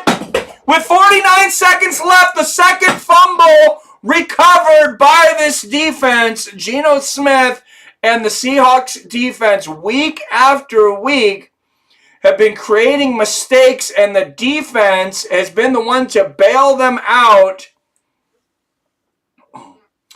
Brown with the tackle, and ODB just losing the ball there. And he may have been down. Let's see if they say he was down. Right there, he punches the ball. And he did punch the ball out, but ODB may have been down. The call on the field is Seattle recovery. The call is Seattle recovery. I think, and this is going to be an automatic review because it's inside of 2 minutes. So this won't cost Baltimore a challenge. Would never move to Baltimore. Me either, man. But I remember when our defense was stacked in 05 and 06. And we still only got 2 Super Bowls. 2 Super Bowls pretty damn good, though, man. I mean, our Legion of Boom made it to 2 Super Bowls, won one, blew one. And Ray Lewis was our reason. We came back in the second half. He's not there. I knew he'd fumble. Oh, Ray Lewis was a stud, man. I was a big Ray Lewis fan. Eventually, Julio was just there to help A.J. Brown get open, make teams think who they should cover more, Robert. All right, well, I mean, I think he's worth what he's getting paid if he can even do that, because I think they got a pretty good deal on him. I don't think they signed him for much money. I want to say I might have heard a league minimum or close to it. Fumble recovery, don't live here. Oh, FR don't live here. I live in hell. Oh, for real, don't live here. Oh, Jesus, Clavitt. I'm sorry to hear that, man. It touches the ground to me. Well, I try to tell people not to move to Seattle because there's too many people here anyways. But for good people in our community, hey, it's pretty damn good over here. Especially from what I hear from the rest of the country. Offense starting to go back out there as if it's going to be their possession. Our call on the field is a Baltimore fumble recovered by Seattle. I'm afraid ODB may have been down, though. I mean, that was an old dirty ball by this time of far into the half. Down at the 20-yard line. Was he? Well, they Let's watch the replay on this again. Here's the tackle. That would be the only chance they have if that left shin or knee touched. Oh, that is so close. Early on the field, stands as called. It's 1st and 10 for Seattle. All right, stands as called 1st and 10 for Seattle. They do recover the fumble, and Seattle will have a chance to put more points on the board for the half. They've only gotten 3 so far. 14 and 3. That's 2 turnovers for Baltimore so far, 1 for Seattle in the first half. One of the things that's really helped a mistake-prone Seattle this year is winning the turnover battle. Minnesota just went up 11-10 on the Falcons. Cleveland cleaning up Arizona 13-0 at the half. Amari Cooper leading the charge there, 73 yards on a touchdown, and that ball was tipped. Pass from Geno Smith, tipped at the line of scrimmage. 2nd and 10, 46 seconds left in the half. That's number 98, Jones. He is just a zip code of his own. That is a huge man. 110 total yards this half for the Seahawks, fewest of the season. It's no coincidence. You're going to... And credit that to this Baltimore Ravens defense. All right, Geno back. Has time, takes too much time, and he is sacked. Number 50, Van Noy, and 3rd down. The Seahawks may just run the clock out at this point. Shit, and they were close within field goal range. Actually, they may go for another play because I think they could still. 3rd and 21, and that's going to be a timeout for Baltimore. Playing They're going to try to get the ball back. What a total collapse for the Seahawks there, though. Pushes them out of field goal range, and they have one of the best kickers, if not the best kicker in the game, in Jason Myers. But this would be a very long field goal here. They're going to have to at least get some of that back with 38 seconds left. And that was the 34th sack of the season for the Ravens in just week 9. That leads the NFL. 3rd and 21. Look for Metcalf or Lockett here. Geno back. And he fumbles the fucking ball! And Baltimore is on it with the second. Are you fucking kidding me? Oh my God. Oh my God. This Baltimore defense and Seattle just falling apart in the last 3-4 games. We've been bailed out by this defense a couple of times. But and they bat the ball out of Geno's hands. That's going to be number 50, Washington. 56, it looks like, Washington. And he's the one who jumps on it, too. 32 seconds in the half. 1st and 10, and Baltimore. You're on the 38. That's already a 55-yard field goal attempt. They're going to see if they can tack on a few more yards. 33 seconds left in the half. Lamar Jackson back. He's going to run it. And he's going to get about 3-4 yards there. That's going to get him closer in that field goal range. Timeout call by Baltimore. And I believe that is the final timeout for Baltimore. 2nd and 8, 28 seconds left. Seattle's as good as anybody at creating what looks like. Number 9, Tucker, their kicker, is warming up. Big play there. And expect Baltimore just to run it here and, hope to pick up a few more yards for the field goal attempt. Well, we got it back. What a sloppy game, man. All right, 28 seconds left, 2nd and 8. Lamar Jackson back. He might take a shot at the end zone here. And he's pressured from the outside and has to run out of bounds. That may technically be a sack. I'm not sure if he got to the line of scrimmage. But it doesn't really matter. 21 seconds left. Good sticky coverage on the outside. You see the speed by Rulin there. Who's really tall, 6'4". And number 21, Rulin. We've already talked about dominant start to his like career. glue on the coverage there. But 3rd and 6 for Baltimore, 21 seconds left. They're still going to get one more play before that field goal. I do expect a run here. 3rd and 6, and again, I will be wrong. Lamar Jackson back. And he finds Andrews at the 20. 10 seconds left. They're going to have to snap the ball. 9-8. And Jackson snaps the ball 1st and 10 at the 19-yard line, it looks like. So 29, 30. That's going to be about a 36-yard field goal attempt. Remember, 7 yards for the snap and 10 yards for the field goal post because they had to push it way back because players were running into it and getting hurt, according to Adam Sandler. Tracy did tell us he missed. All right, 90.2 field goal percent accuracy here. 37-yarder, and it is up and good. And the Baltimore Ravens will go into the second half up 17-13, and the Seahawks searching for answers, finding very little right now.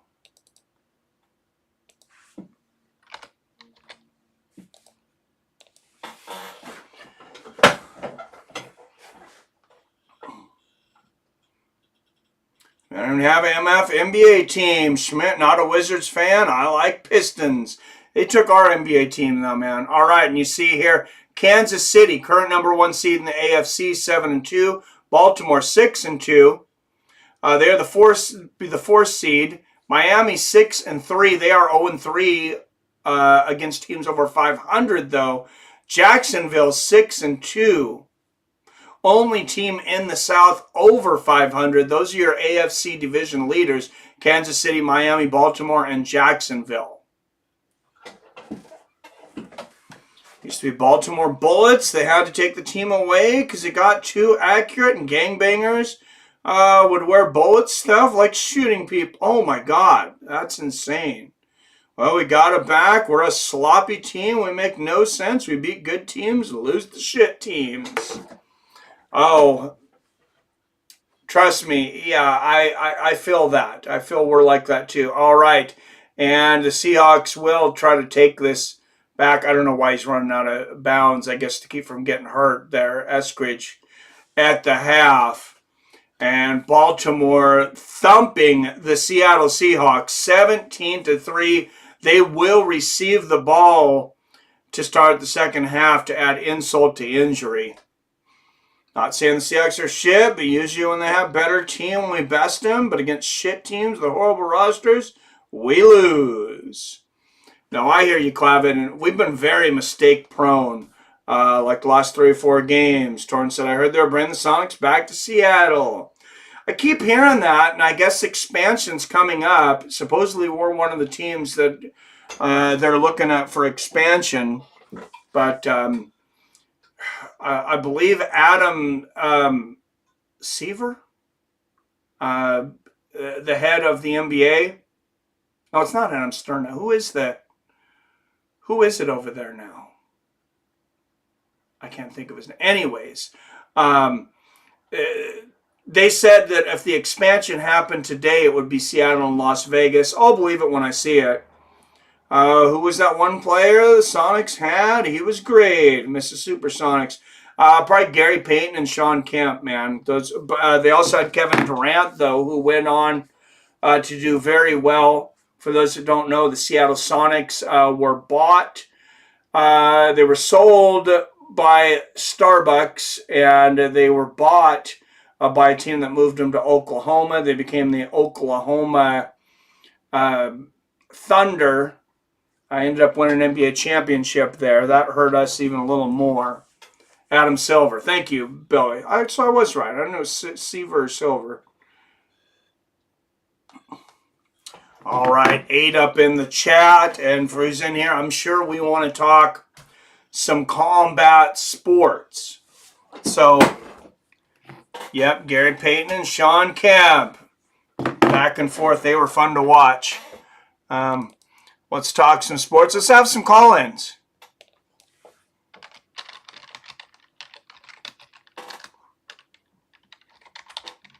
All right, 425-791-8730. That is the number.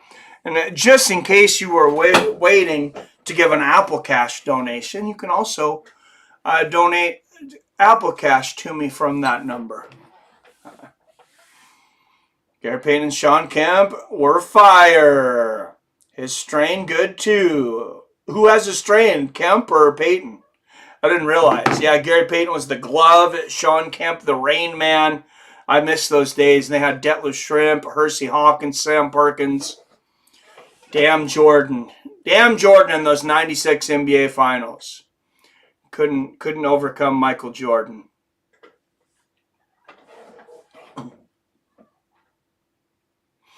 And then we lost in the playoffs, a number 1 seed to a number 8, and probably our best chance to win a championship. You know, I know it sounds like an excuse, but I remember watching it at the time. I'm like, these plays are so bad, like these calls.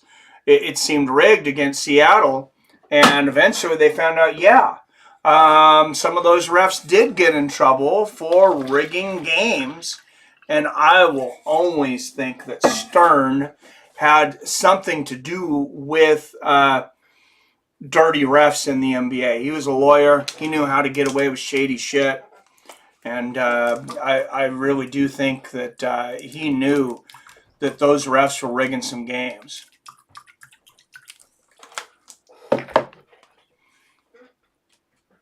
Doesn't pay to help most people nowadays. Peyton, he has a strain named after him. Gary Payton, and it's fire. Nice. I can't just watch a dog get hit by a car or cause a damn accident. Oh, shit, what happened? Oh, I missed your comment earlier. Sorry. It says, dude's dog was in the road. I went out and got him to move. Crazy-ass neighbors came out yelling at me not to touch their dog. Freaking crazy people.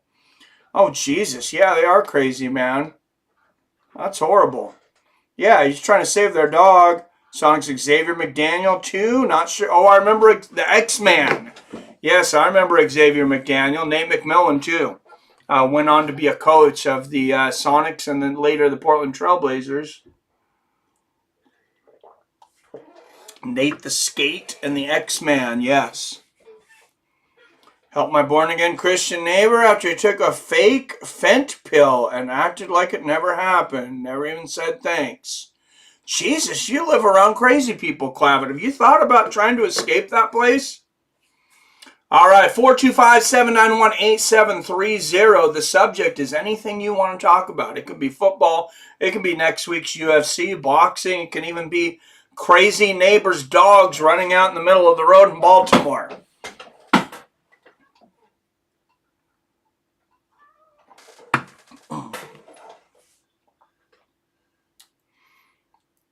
I gave him Narcon, and he came right back to life. Something I couldn't do to friends. 100, he's a POS. Oh, damn. That's crazy, man. You saved his life.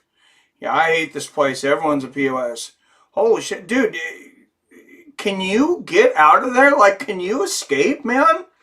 That sounds horrible. I hate to hear you, like, suffering in the place that you live like that.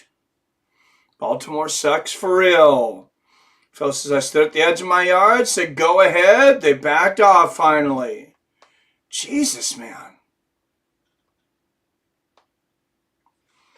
Yeah, I mean, I'm not trying to rub it in or anything, but man, I am so happy. I have nice neighbors that are pretty helpful.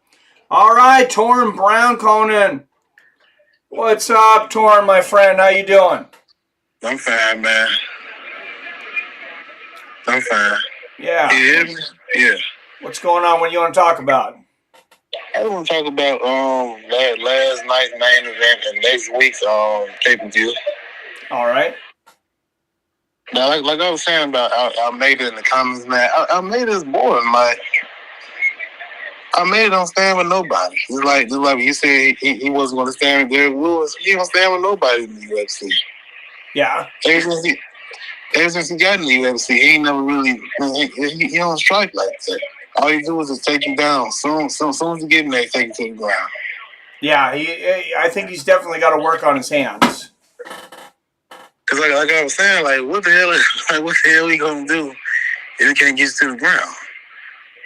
Yeah, I really wanted to see that Curtis Blade fight. I still hope it happens. I think Curtis Blade is a get him. I think so too. But yeah, like just imagine if he couldn't take Derrick Lewis down last night. Just imagine that. Derrick Lewis probably knocked him out. Oh yeah, if he couldn't take him down, he would have been in a world of hurt. Yeah. Yep. But yeah, next week I think I'm gonna go.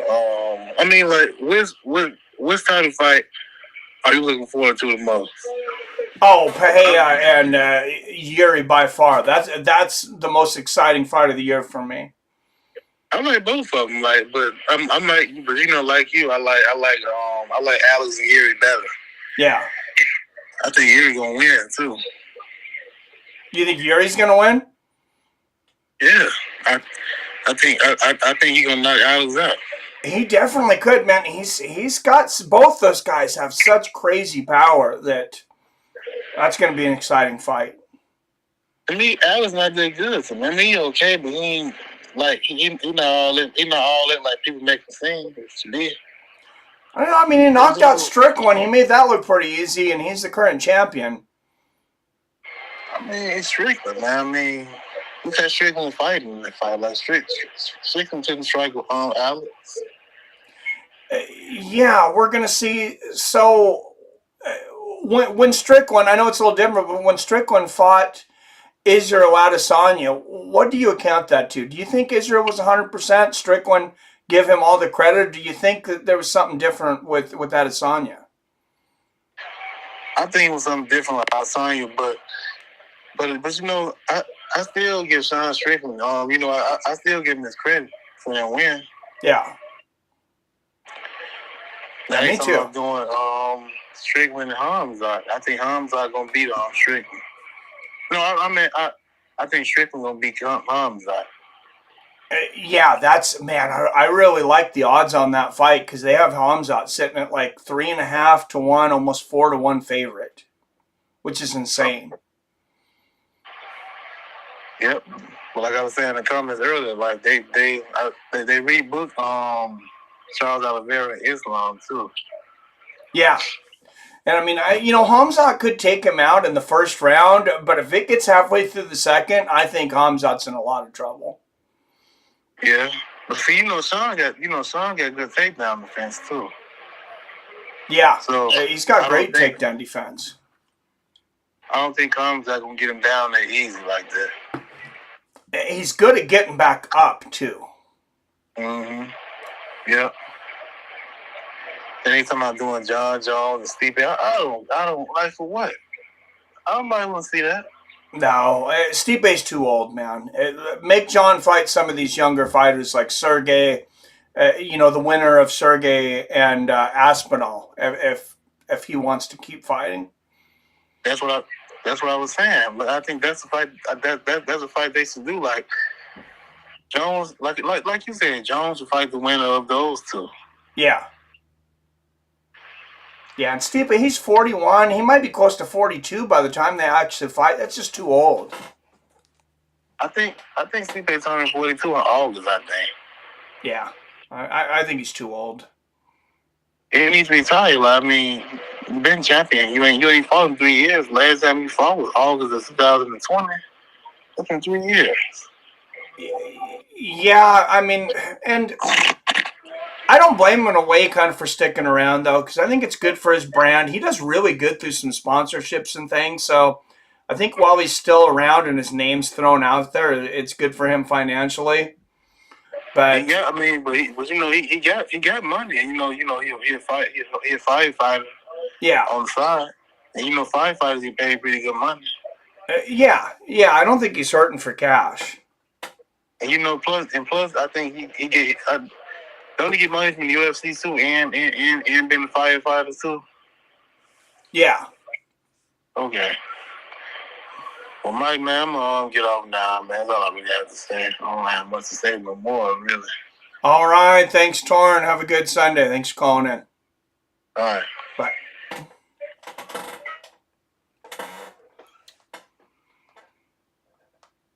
Robert says, I agree, Torrin. Yuri wins. All right. Phil 7 watching The Wire all the way through for the second time, Cloud. Great show. Wouldn't want to live in Baltimore either if it's anywhere close to what that show depicts. Dude, sounds horrible. And Cloud says it's very easy to go to jail for the rest of your life here. Oh, that would be me, man, because I get pissed off. I mean, I think I'm a nice guy. I try to be nice and treat everybody fair, but like when people act ridiculous and, you're not going to get away with shit on me. And yeah, I'd get myself in trouble because I call people shit out. And it doesn't sound like that's really an option there if you want to live very long.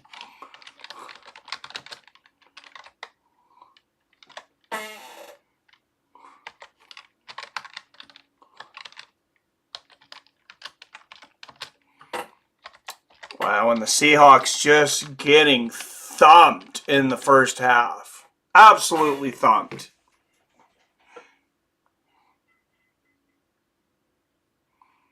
$17-3. Seahawks going into the half, a plus 1,300 underdog. Baltimore minus 3,200 favorite. So, I mean, odds-wise, if the Seahawks were to come back, this would be some kind of epic comeback. Seahawks have gained just 89 yards and 4 first downs in the first half compared to 238 yards, 17 first downs for Baltimore. Seattle just 1 out of 8 on third down conversions. Baltimore 3 for 5, 60% on third down conversions. You rarely lose when you're 60% on third down conversions. All right, and here comes the kickoff for Seattle to start the second half. And that'll go through the back of the end zone. Some updates from halftime. That's right. I spoke to Pete Carroll going in. He said the minus yards plays are what is killing them right now. The 4 sacks. He said Geno Smith has to get the Well, the turnovers and the sacks are what's killing him. Geno Smith's playing like shit. I do not think he's our quarterback of the future either, by the way. All right, Tampa Bay going up 17-10 on Houston to start their second half. Baker Mayfield, 10 for 12, 119 yards and a touchdown. Yeah, they had 2 fumbles, Tracy, in that second quarter, but still only.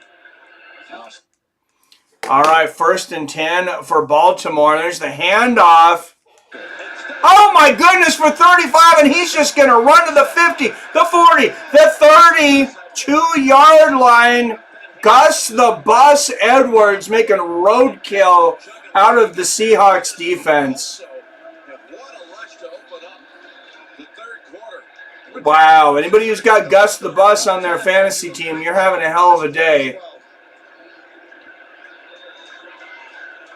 Wow, right there, and the speed we talked about earlier. What's that, a 35-yard run probably? Oh my goodness. All right, 14, 18, 17, 16, 14, 15. And now the handoff to Hill. And they're going to hand that one off to Hill, who picks up a couple yards. 57 yards for Gus Edwards so far in a touchdown. I think he got most of it on that play right there. It's difficult. You want to load up and stop the run on the running back? Great. You got to get an extra guy for the quarterback. Then when you get the extra guys outside for the quarterback, they run it right up the middle on you. And that's why I was talking about a half 61% success rate on the rush for Baltimore. Almost 10% higher than their season average. 2nd and 6 for Baltimore. They've almost got as many rush yards as they're averaging this season. 2nd and 6. Lamar, oh man, that was almost a completion for a touchdown. Seahawks defense barely breaks that up. What I just described. I feel like the safeties are a little slow to commit, and this was a really intended receiver was 43, Hill on that. His hand on it. And number 56, Brooks, gets a hand on it and breaks that one up. For Hill. Now you got 3rd down on the way. Close call for Seattle there, though. 13 and 6. 13-31 left in the 3rd quarter. Lamar Jackson, 3 for 4 today on 3rd down passing. He's going to get back. He's going to pass it once again, and it looks like that's going to be complete to number 7, Bateman, but it's going to be significantly short of a 1st down, and that's going to force Baltimore to punt. And as absolutely horrid as Seattle plays, honestly, I think they should be down by more than 2 touchdowns. Phil says, WTF. Oh, here we go. I missed quite a bit in the chat here. Try to get back to you guys in a minute. Phil says, I've heard that from people before, so you are another one that confirms it for me. I'll stay here in the hills.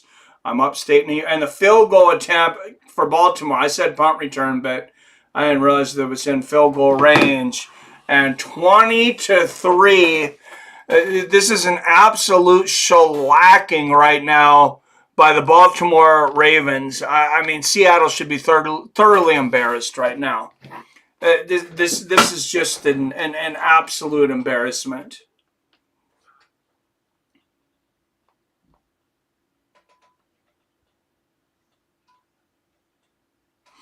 And the Ravens now become a minus 6,500 favorite. Seattle Seahawks plus 1,800 over underline moves to 42.5. Baltimore now favored by 17.5 points. And they have a 17-point lead. So, God, if I was going to bet anything, I might take the 17.5 at minus 110. But the way the Seahawks are playing, I would have a hard time betting anything on them.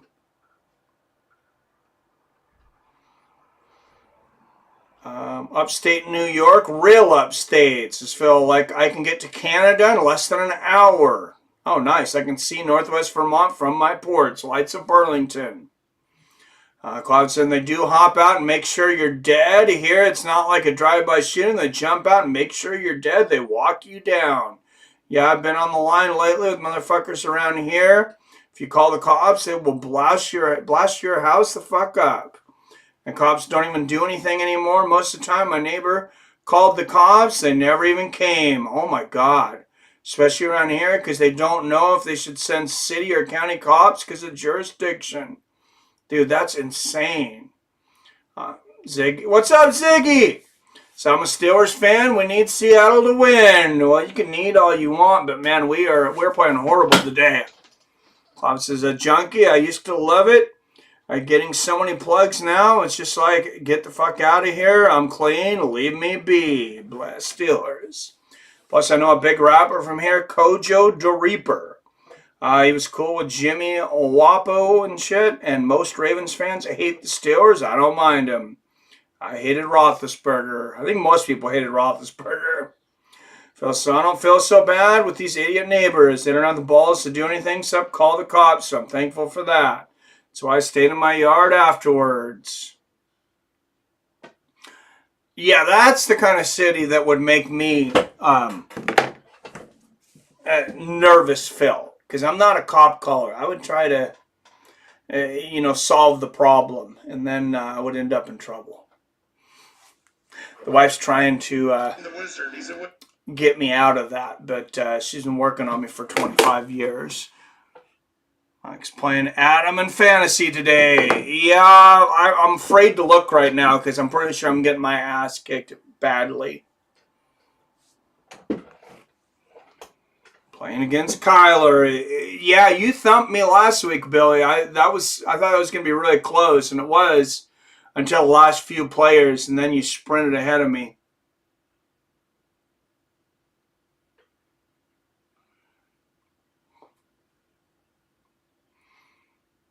Oh, there we go. I'm actually at a 54% win probability. I don't know how that happened. Cleveland defense, I guess. All right, Seahawks. Oh, Kenneth Walker. Looked like he had plenty of space there, but a little indecisive as to where to run here on first down. In Baltimore history. He picks up a couple. No, he didn't pick up anything. 28, 27, 26, 12, 25 left in the third quarter. Kenneth Walker just 17 yards on 7 rushes today. Baltimore's really shut him down.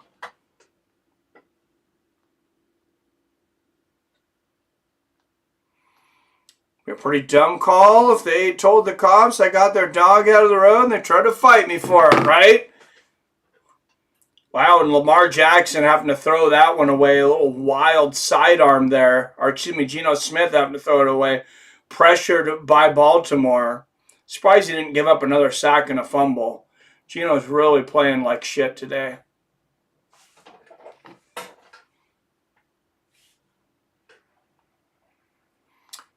Suggs, Ed Reed, Ray Lewis, all them were goats. Yeah, that was an insane defense, man. Baltimore, I think, has the best defense in the league right now, though. All right, 3rd and 10, 12:01 left in the third. Seahawks got to do something. Geno Smith, snap to Geno Smith. There's a flag on the play.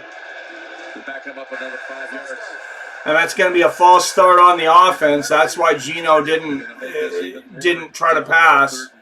That's going to be on number 67 tackle Charles Cross. In there and you see Cross, the left tackle, bounce out. They're down on the road. All right, Washington and New England, all of a sudden, they are tied at 17-17 with 6:51 left in the third. 14-yard receiving touchdown for Hill for New England. Earlier, Kansas City defeated Miami 21-14 in the early game from Frankfurt, Germany. Geno Smith back to pass on 3rd and 15. Gets skunked out. Gets a small completion to number 26, Charbonnet. We'll see if he was even in bounds. Apply more heat on the quarterback. Looks like maybe he got about 7 yards there, and this is going to be 4th and long for the Seahawks, and they will have to punt once again. 4th and 10. They got the 5 yards back from the penalty. Really high level awareness. So they had me hyped all the time. If we had Urlacher back then, we'd be unstoppable defense. Oh, Brian Urlacher was a stud too. And a big punt here from Dixon to the 30, 20, all the way to the 15-yard line. That's a great punt. But Baltimore running it back to the 35, to the 40, to the 45, to about the 53-yard line. It seems like Seattle can just not do anything right today. Yep, the Bears. Oh, and DJ Dallas is down on the field. The backup quarterback and a punt returner for Seattle, but I guess he was out there on special teams. Probably injured. That's how our game is going right now. Cheers, Phil. Clouds a smoke up.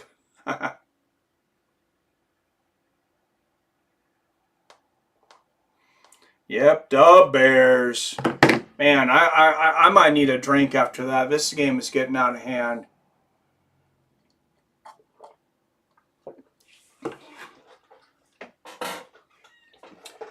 Out of hand quickly.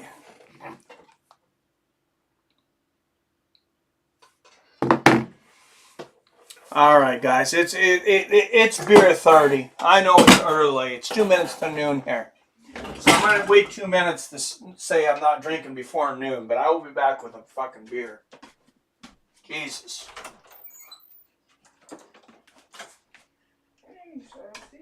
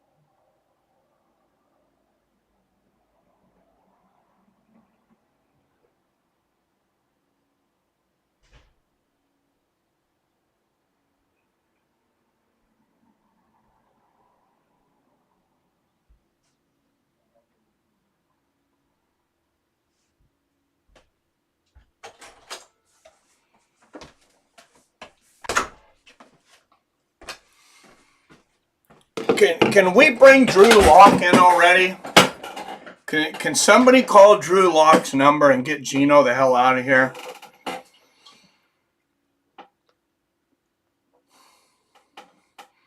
Been getting into Spyderco heavily. Oh, what's your favorite knife brand? I don't have a knife collection actually. Maybe I should.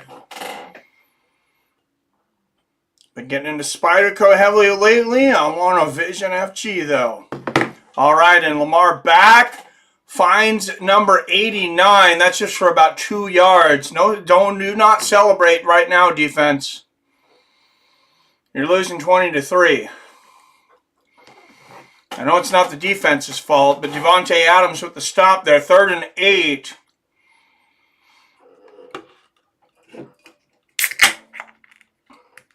Number 89, Andrews, that was a 6th reception for 52 yards.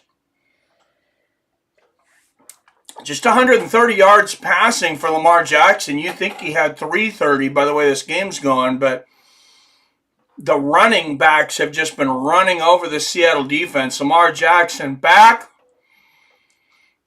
And finds number 89 again, Andrews. That's his 7th reception, but he's going to be about 2 yards short of a 4th down. I wouldn't be surprised if they go for it. 4th and 1. But Love had the leverage on him. 4th and 1. It's a great job by And it's about midfield. I think they're going to go for it, and they are. This is hard because he's going to go ahead and get up. I don't blame them. Here we go, 4th and 1. And Jesus, are you fucking kidding me? Seahawks offsides on the defense, giving Baltimore an automatic 1st down. Why don't you just literally pull out a gun and shoot yourself in the foot? Jesus Christ. Cheers, everybody. I mean, this is why I talk Hey, about PBR, meet PBR. obviously didn't show up there by Seattle. But once you get up under center, you think about this quarterback sneak everyone's going with, and you think that's coming. But they were going to back out of there, get in gun, and run a play. But they're going to start. Great hobby. Yeah, I'm gonna have to look into nice. So that does sound interesting. Getting into Spyderco heavily lately. I want a Vision F. I know Spyderco. 3 o'clock, and I've got about 7 or 8 beers into me, says Phil. Trying to catch up to Rob. That's a pipe dream. I got a paramilitary 2 and crew wear. It's perfect. I want a Benchmade 940 Osborne, an M4, but like $185. Nice. Phil says I've been throwing nice the last few years. Got me some Smith & Wessons. Smith & Wessons makes knives, or are you calling shooting your guns throwing knives? Good luck. May the Force be with you, young Jedi. They are real decent. Getting their knives a lot lately. I love it. It's a great hobby. I want a Kaiser, a Demo Microtex, a nice stitch. Looks amazing. Lamar Jackson back, 2nd and 14. And number 34, Mitchell catches it. And Just hammers him after the catch lock. And he gets ran over like a freight train. 3rd and 18 now. But, it's not the Seahawks defense fault. They've created 2 fumbles for 2 fumble recoveries. It's just Geno Smith and this offense cannot do anything right. More PBRs, always the answer. Yes, Benchmade makes good knives. I miss you, Clavis. Remember, Hannibal used a Spyderco Delica, and I've got 2 of them perfect little knives. Lamar Jackson, with all the time in the world, finds a man open. Number 89 again. I swear, guys, he could have stood out there. Not even run. He could have stood out there, made a phone call, ordered a pizza, and we're at 4th and short again, and Baltimore's probably going to go for it again, because why the hell not? Seattle is just out to lunch right now.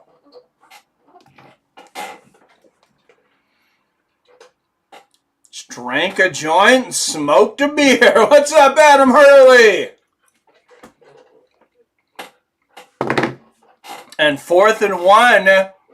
And Baltimore's going to go for it again. Why not? And they get it on the quarterback sneak. Lamar Jackson with the 1st down, and to add insult to injury. I mean, this is like beating up on the special needs at this point. Seahawks are just, they're not even earning their professional tag right now. This is an absolute embarrassment. Got a lot of Smith & Wesson cheap ones, but I got the HRT dagger. It's a pretty nice one. 14 CR still, but it's great. Nice. Yeah. Kind of want the M4 Osborne. They got him on Blade H high quality. Nice. All right, and Baltimore running again. Hill picks up about 2 yards there. Number 43, 2nd and 6. Lamar Jackson waking up, shaking his leg a little bit, maybe a little leg cramp. I don't think it's anything to be too concerned about.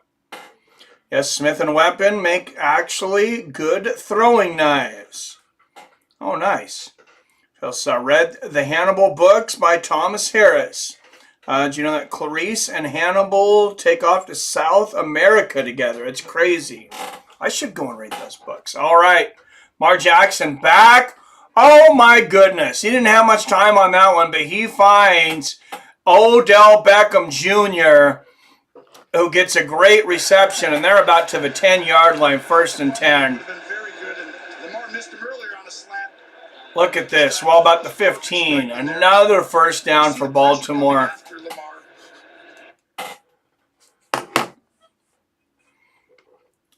Got two straps, one with green polish on the other one with 1 micron diamond spray and a 4600 diamond stone sharpener. Makes all my knives razor sharp. Nice. Number 89 again with the reception. He's going to get about 3 out of that. 3, 4. Maybe to the 12-yard line. That's going to make about second and 5, actually. Bought a Chris Peterson for about $800 here a while back. Also had a really cool knife made out of a chainsaw blade melted down. Oh, that's awesome. So Wild Books. Glad that I need that knife. It must be my uncle. I love the Customs Chris Reeve knife. And a fumble! Again, it looks like Baltimore's recovered it. Yes. 6 of them lost. Damn, 10 fumbles for Lamar Jackson on the year. Or 10 fumbles for Baltimore. I guess it was Hill that fumbled the handoff. Hard to say whose mistake it was, but Lamar Jackson jumps on the ball. That's a third fumble forced for Seattle. 2 of them recovered earlier. 3rd and 9, 4:20 left in the third. So blaze up. 3rd and 9, 18-yard line for Baltimore. Lamar Jackson back. Short pass to number 13. He's going to pick up maybe 3, 4 yards there. Get him to about a 4th and 4 maybe. 4th and 6. And we'll see if they decide to go for it or kick the field goal.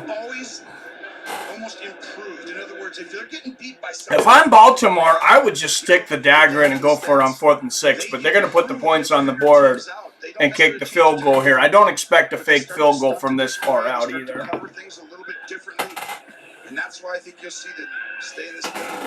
All right, 31-yard attempt here for Baltimore. Might as well put the points on the board. And there it is, 23-3, Baltimore Ravens. And if the Seahawks were to come back in this one, it would be one of the biggest comebacks, maybe not just in Seahawks history, but NFL history. This is looking bad for them. And I didn't even get much out of Lamar Jackson for points. He's just sitting at 10.8 points, 172 yards passing, and no touchdowns. Where's his rushing yards, though? Why are they not showing his rushing yards? Huh. We got this, is Clavid. Robert Easley back in service. What's up, Robert? Robert, you're robbing me. You tricked me. I didn't know Baltimore was this good. That $40 for you is looking pretty good now, buddy. If anybody wants to donate, we are still sitting at 0. Help me help donate some money to Robert Easley or help me out here.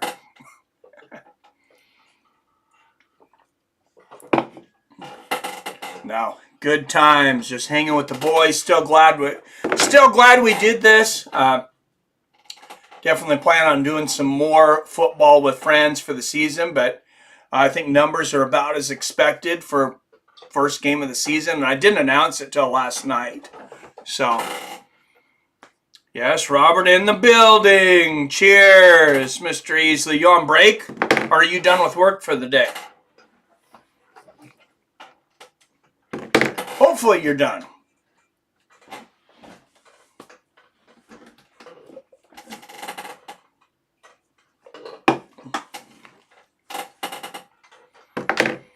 All right, don't forget, we are going to continue. Like I said, we're going to continue to do this.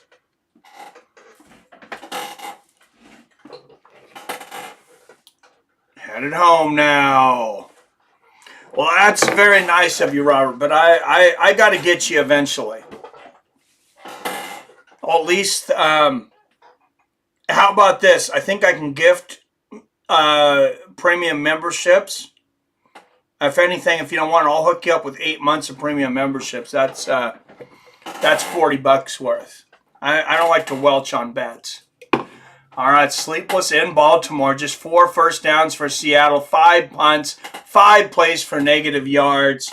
This is just a shellacking. And Baltimore will kick it off to Seattle through the back of the end zone. 3:28 left in the third. That would be cool, man. All right, I'll look. I think I should be able to do that pretty easily. All right, total yards this game for Seattle. They averaged 334.7 on the season, under 100 yards offense right now. And there's Geno Smith's family. Not looking real happy right now. 1st and 10, Smith just 98 yards and an interception, 7 for 16 today. And Geno back, fakes the handoff, under pressure, has to get rid of it quickly to number 11. I think that is a completion, though. No, you talk to him and you see that. You see how Smith to Smith. That's an 8-yard completion, 2nd and 2. He really had to get rid of that one quickly. All right, 2nd and 2. I think Seattle's going to run on this one. Yes, oh, and he's going to hand it off to number 9, Kenneth Walker III, who gets a nice second effort there and gets the first down, picks up about 6-7 yards. Finally past the 100-yard mark for the day, and now there is a flag on the play. And it's coming back, holding on the offense. Number 63, the center, Evan Brown. It is that kind of day, boys. Edge defenders were supposed to set the edge and turn it in. He goes into the line. Those guys. All right, 3:02, 23-3. Remember, both teams leading their division. Seattle may not be after today. 2nd and 12 after that penalty. Negates the reception earlier by Smith, and that's going to be a handoff and a loss. They seen that coming from a mile away. Baltimore defense just severs Kenneth Walker III. That was number 6, Queen, putting him in the dirt.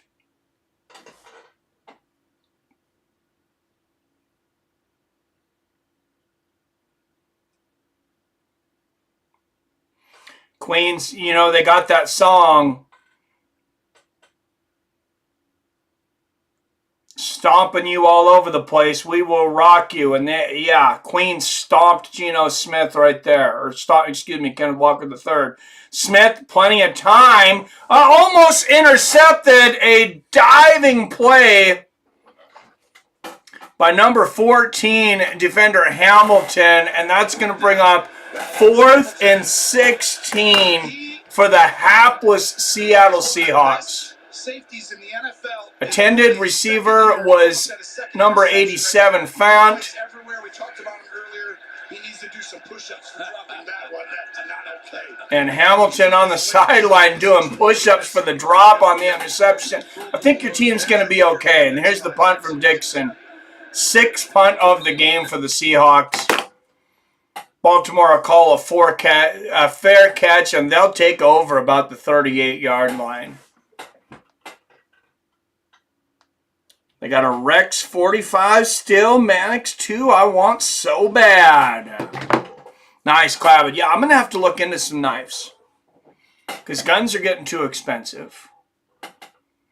And like I was thinking, like I was telling my wife, and it's like I know a lot of people want guns for like self-protection. And I understand that. But I'm like, hey, this is an opportunity. This is an opportunity to, to test and work on my fighting skills. It's like somebody breaks into my house. I want to take them down and ground them, pound them out, boys. Let's not let them off easy.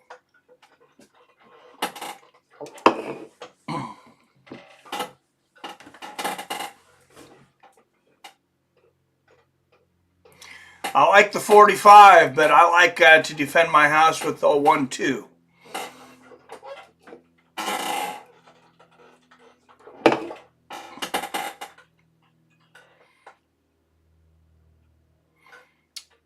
But I'll be honest, I ain't throwing almost no punches.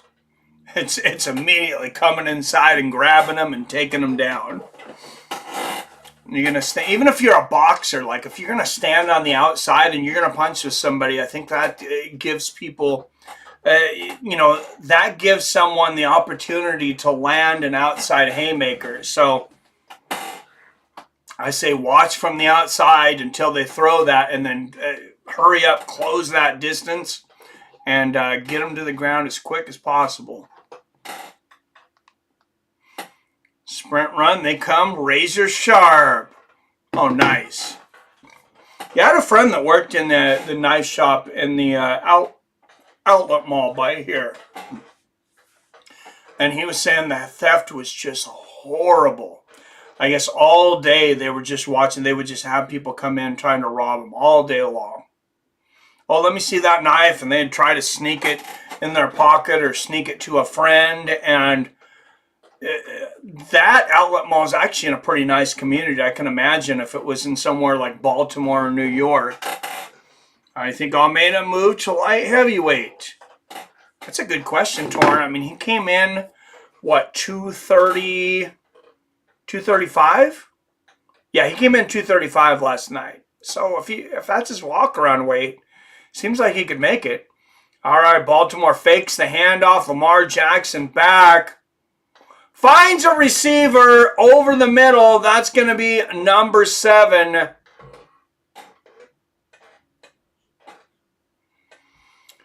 Bateman, once again, Bateman has been key. That's what, 7 or 8 receptions for him today. Man, I think he's too small for heavyweight.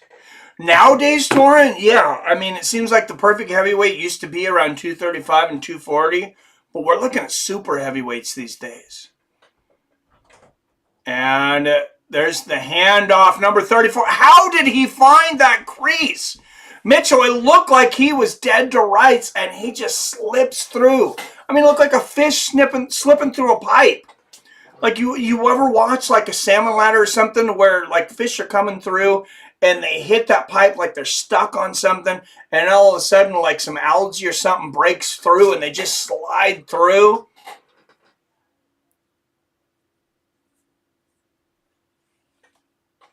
That was him on this play. That was ridiculous.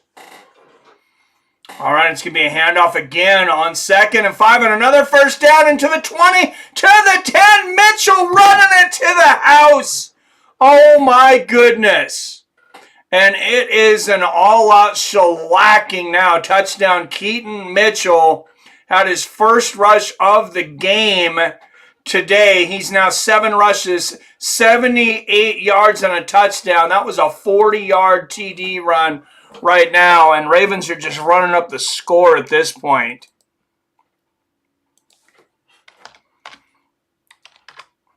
I can smell the Seattle Seahawks cooking from here. I mean, they are done. Put a fork in them. 30-3. Light heavyweight top 3 at the moment. Could fight heavyweight and fair, fine size-wise. It's nuts. I think most UFC light heavyweights walk around at like 230. Yeah, I think Pahea walked around at like 230 when he was middleweight, which is insane. Fixing to go get my deer tags a little later. Oh, sweet. Speaking of home invasion, how did Anthony Smith not kill that dude? That whole story throws me off. I understand how he like kind of woke up out of it. I mean, if you know somebody, some people are very deep sleepers. And like I take a long time to wake up in the morning. I finally figured out what it was. It's like I need more sleep. I thought I was a 5 to 6 hour guy, and I went to like 7-8 hours of sleep on average, and trying to make sure I don't have any of those 4 or 5 hour nights during the week. And it's amazing how much more energy you have. I know that probably sounds like common sense, but yeah, that whole story is kind of weird. And then John Jones making fun of him for getting his house invaded. I'm like, what? Baltimore has outscored their last two opponents 68-9 at home. Absolutely insane. All right, next Sunday, if you got CBS, you got Packers at Steelers, Texans at Bengals, and Titans at Bucks for that early game, 10 a.m. Pacific, 1 p.m. on the East Coast. Don't trust eBay, though. Lots of fakes. Yeah, eBay's been riddled with scams for a while. And Geno's going to hand it off to Kenneth Walker III here. And a few yards here. If you have Kenneth Walker III, like Adam Timmerman does, who I'm playing this week, I have a feeling Walker's about to get a lot of garbage yards. All right, 2nd and 7, 5 seconds left in the third quarter. And they might just run out the third quarter, and they will. Shane Carwin and Brock changed the weight game. Yeah, they did. You're right. And even Cyril Gahn coming in about around that 265 limit now. I think he was was he 260 for Jones? Jones was 260 as well. Now Stipe has put on a bunch of weight through weightlifting and stuff. Like I was saying earlier, I think it's probably too late for Stipe. He's 41 years old. They got Kabars for like $50. Oh, geez, 1090 still version and everything. It's a great hobby. Ammo is too expensive. Yeah, I know ammo is very expensive. Anybody in the reloading game? My dad and a few of my friends are into reloading. If you can get the shells and powder, I'm thinking that's probably the way to go nowadays. I do enjoy going out to the range, though, and shooting. I know there's less and less people doing it because they don't want to waste their ammo. And, not to get too political now, but we're basically fighting wars on two fronts right now between Ukraine and Israel, and we've sent so much ammo to Ukraine that it's caused a bit of it's made it really hard for individuals to get ammo, and it's starting to cause a shortage for our military. So definitely have to be careful on that front.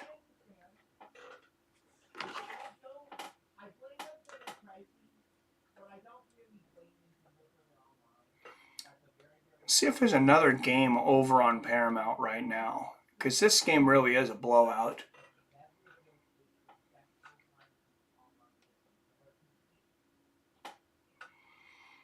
Now, it looks like they just show one game at a time, and this is they're showing the local game.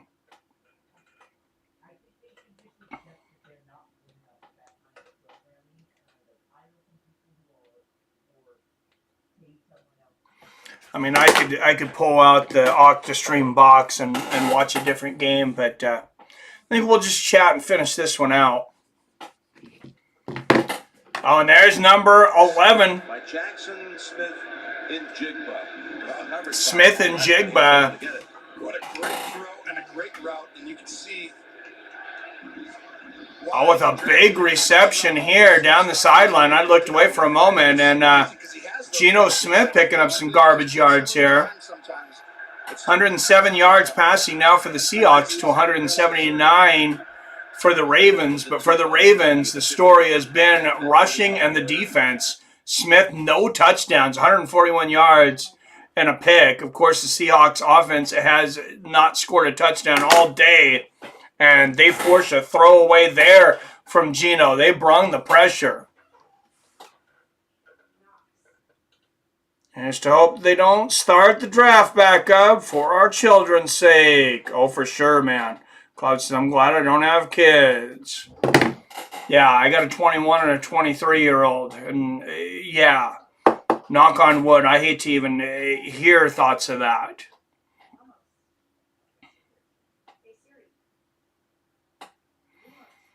All right, 2nd and 10 for Seattle. Just 1 second on the play clock. Geno Smith's going to air it up and overthrows number 14, Metcalf. Great coverage there from 44.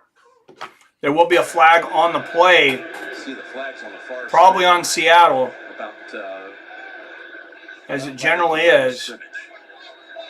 Yeah, someone might have been offside, lined up in the neutral zone. Offside. Defense number 24 was lined up in the neutral Oh, offsides on the defense. That was actually a free play. I'm not sure if Geno knew it at the time. Good guess. You could just feel it. You could just feel it as a quarterback. So I don't have any kids. Phil Sile, 4 daughters. One is over 18. The other will be there in the next 5 to 6 years. All right, here we go. 2nd. 4 daughters, that's a long 5 to 6 years. 2nd and 5, right?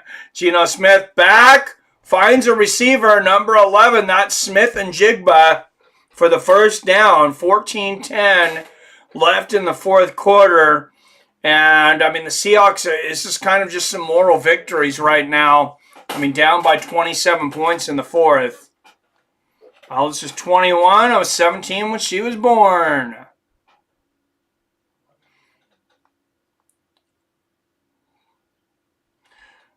Ravens now 25.5 points. Favorites. Smith over the top. Going for the end zone again. 2nd and 10. Intended target was Lockett, but he was well covered and overthrown there. Interrupted on his route by number 44 of Baltimore. Line now closed as far as the betting line, but the points line is still there. Now 26.5.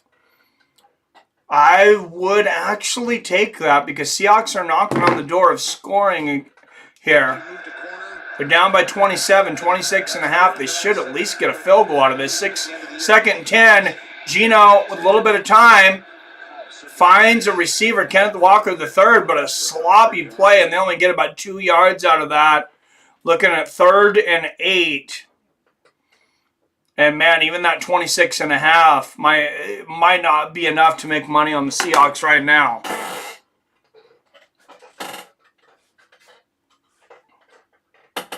Got too many rifles, too many ammunitions. My oldest is 21. I was 17 when she was born. Oh, damn, I thought I was young, Phil. I was 22 when my youngest was born. Married at 20, but 22 when the youngest was born. And there's a timeout from Baltimore. What do they need to add more points on the? I thought they were going to be short, and that would have been a big play. On the board here, 3rd and 8. Oh, Baltimore was 1 man short on the field apparently. So that's the reason for the timeout. We're looking at that new S&W 9mm carbon. Nice, Robert. I don't know, some of the blades I can go through like 1,000 feet of cutting before I need to sharpen. I have to carry only 1 ammunition if I could. Yeah, the 9mm, I mean, yeah, it's not going to put somebody down a lot of times the first shot if you don't get them in a vital spot. But, I mean, the ammo's cheap, and you can just keep pressing, keep firing. That's Smith and Jigba once again, but he barely makes it past the line of scrimmage. And this is going to be 4th and long for the Seahawks. And, I mean, do you kick a field goal here? I mean, you're not even trying to come back, so I don't even know what the play is now. 6 interceptions on the year. I think they're just going to go for it here on 4th and 7. I mean, a field goal does nothing for you. So they will go for it on 4th and 7. If they don't get it, I think I'm going to kill this stream. 4th and 7 here for the Seahawks. Geno Smith back, pressure coming. Throws into the end zone, and it is broken up by Baltimore. They were going for Metcalf, but he was double-teamed, almost intercepted. And I think that's going to be game, guys. 30-3 pretty much the final score here, I think. Even though there's about 13 minutes left 12 minutes and 10 seconds left in the game. Well, I know what's wrong with Seahawks. They didn't have Skittles. My parents had a relationship. I don't deal with neither one. Yeah, that sucks, Torn. I had an issue with my parents earlier during the, for a while, but we made up and have mostly reconciled that relationship. So don't give up, Torn. All right, let's take some call-ins while we're still online. Not a lot going on in the game, but 425-791-8730 lets your voice be heard on anything from MMA to football to shady neighborhoods in Baltimore. Cloud said, never give up, never surrender. Yes, PBR. No retreat, no surrender. That's a great movie. I love that Rock Island rifle, says Clavid. My dad had an M2 full auto magazine. It jammed all the times. It was meant for the M2 carbon, but the 15 round clips worked fine. You know what I mean? My parents, Torin, my mother just turned 62 or 60. Just turned 63. Actually 3 days ago. My dad's 65. What's up? Is that PBR in the house? Yes, sir. Yes, sir. Just a quick question since I am at work. I just told him I was ducking out to have a quick cigarette. But we might have touched base on it a while back. But wanted to get your thoughts on what you thought about the USADA no longer with the UFC. And if that's really going to change up a whole bunch. And if it does, what fight are you most looking forward to getting back on the not being governed by USADA fighters? Anyway, talk to you later, buddy. All right. Thanks, PBR. Great question. That brings up something else I had wanted to talk about and I'd forgotten about.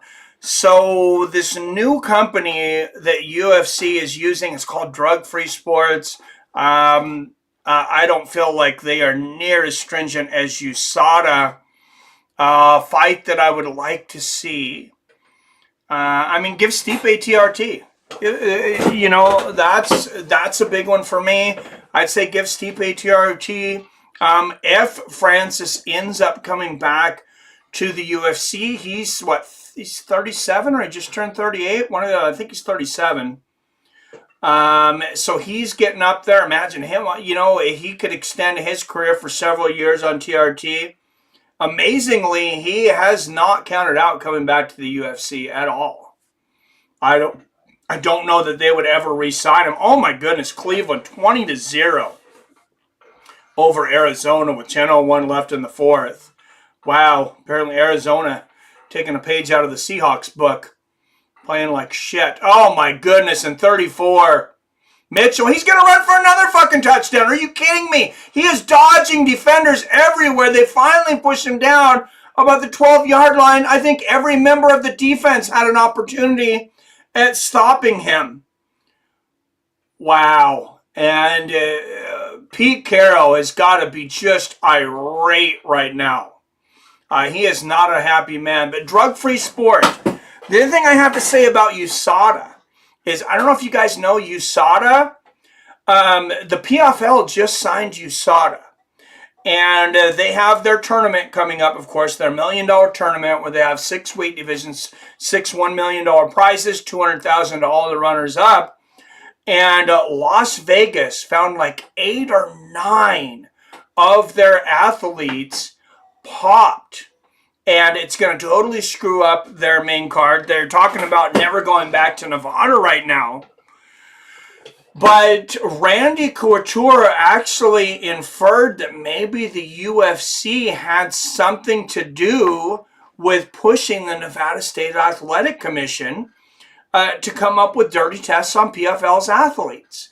Now that is quite the accusation, and he didn't come out and say they did it, but he definitely implied it. He's like, this is very shady. It's in Nevada. The UFC has a lot of their events in Nevada State Acquisition. I mean, he went right up to that line, so there was no doubt what he was implying. Seahawks almost intercept that one, number 21, but not quite. Witherspoon coming up just short of that interception, 3rd and 10 for Baltimore. That's a big loss for the PFL, though. And, I mean, it's only an accusation. I know of absolutely no proof. But if the UFC was somehow in cahoots with the NSAC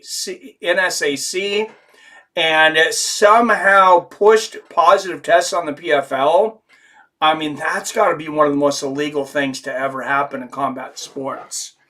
That would shake up the world. That would, I would think, put the UFC's, a lot of their licenses to even do business as a mixed martial arts company at risk. I mean, it's as far as I know, it's somewhat of a baseless accusation, but if true, I mean, that is so insane. Yeah, my parents, though, like I was saying, Torrin, 62, I believe my dad's 64, I think it would be 65 in February. My mom was 17 when she had me, my dad was 19. Father was 80, passed away 4 months ago. My mom took off to Kansas last year with some jerk-off. Oh, man, I'm sorry to hear that, Phil. I know it's so hard losing your dad and then your mom moving. That's, man, I'm really, really sorry to hear that. 60 rushing yards today for Lamar Jackson, 187 yards passing on 21 of 26. But no touchdowns for him. And Baltimore has this game in the bag so much that they pulled Lamar Jackson out of the game. They got the backup quarterback in here on 2nd and goal. I mean, all they've needed is to run the ball today anyways. They're going to let him take a shot at the end zone. And Seattle, number 27, Woolen, smacks it away, 3rd and goal for Baltimore with 8:19 left. They changed my mind with non-fixed blade knives. I like fixed blades, but it's easier to just spidey flick a blade out. Oh, damn. AKA take steroids. I paid to see roided up Stipe versus roided up Jones. I like that fight, Phil. I'd pay for that, too. All right, 8:19 left to go, 3rd and goal. We'll see if Baltimore pushes it in one more time now. They got their backup QB in, tossing at the end zone, and that is yet another touchdown. And Odell Beckham Jr., number 3, said he would get his first touchdown of the season. He might have got it in garbage time, but he gets it. First receiving touchdown with the Ravens, 57th of his career. And that's going to bring this one to 37-3, unless they decide to go for 2 points. Damn, my mom was 30 having me, says Clavid. Yeah, I'm definitely sorry to hear that, man. At Baltimore, all celebrations today. 8 plays, 78 yards, 3 minutes and 56 seconds. As they have just treated this Seahawks defense in the second half like their personal bitch. My dad was a POS and left when I was 15. Oh, I'm sorry to hear that, Clav. That sucks, man. When you were 15, so you were used to seeing him around. Man, I'm really sorry. That's horrible.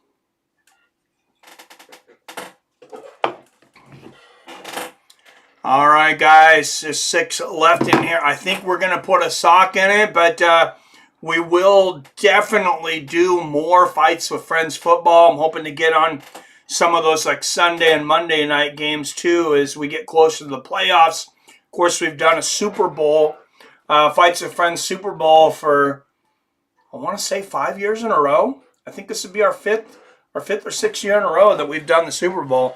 So keep planning on being here for that. UFC next week. Of course, we talked about it.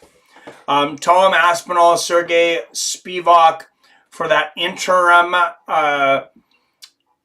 heavyweight championship and then the light heavyweight championship on the line. That's going to be Alex Pahea and Yuri Prohaska. I know all of us are looking forward to that one. Again, thanks for tuning in. As always, I love you, I respect you, and I'll see your fine asses next time.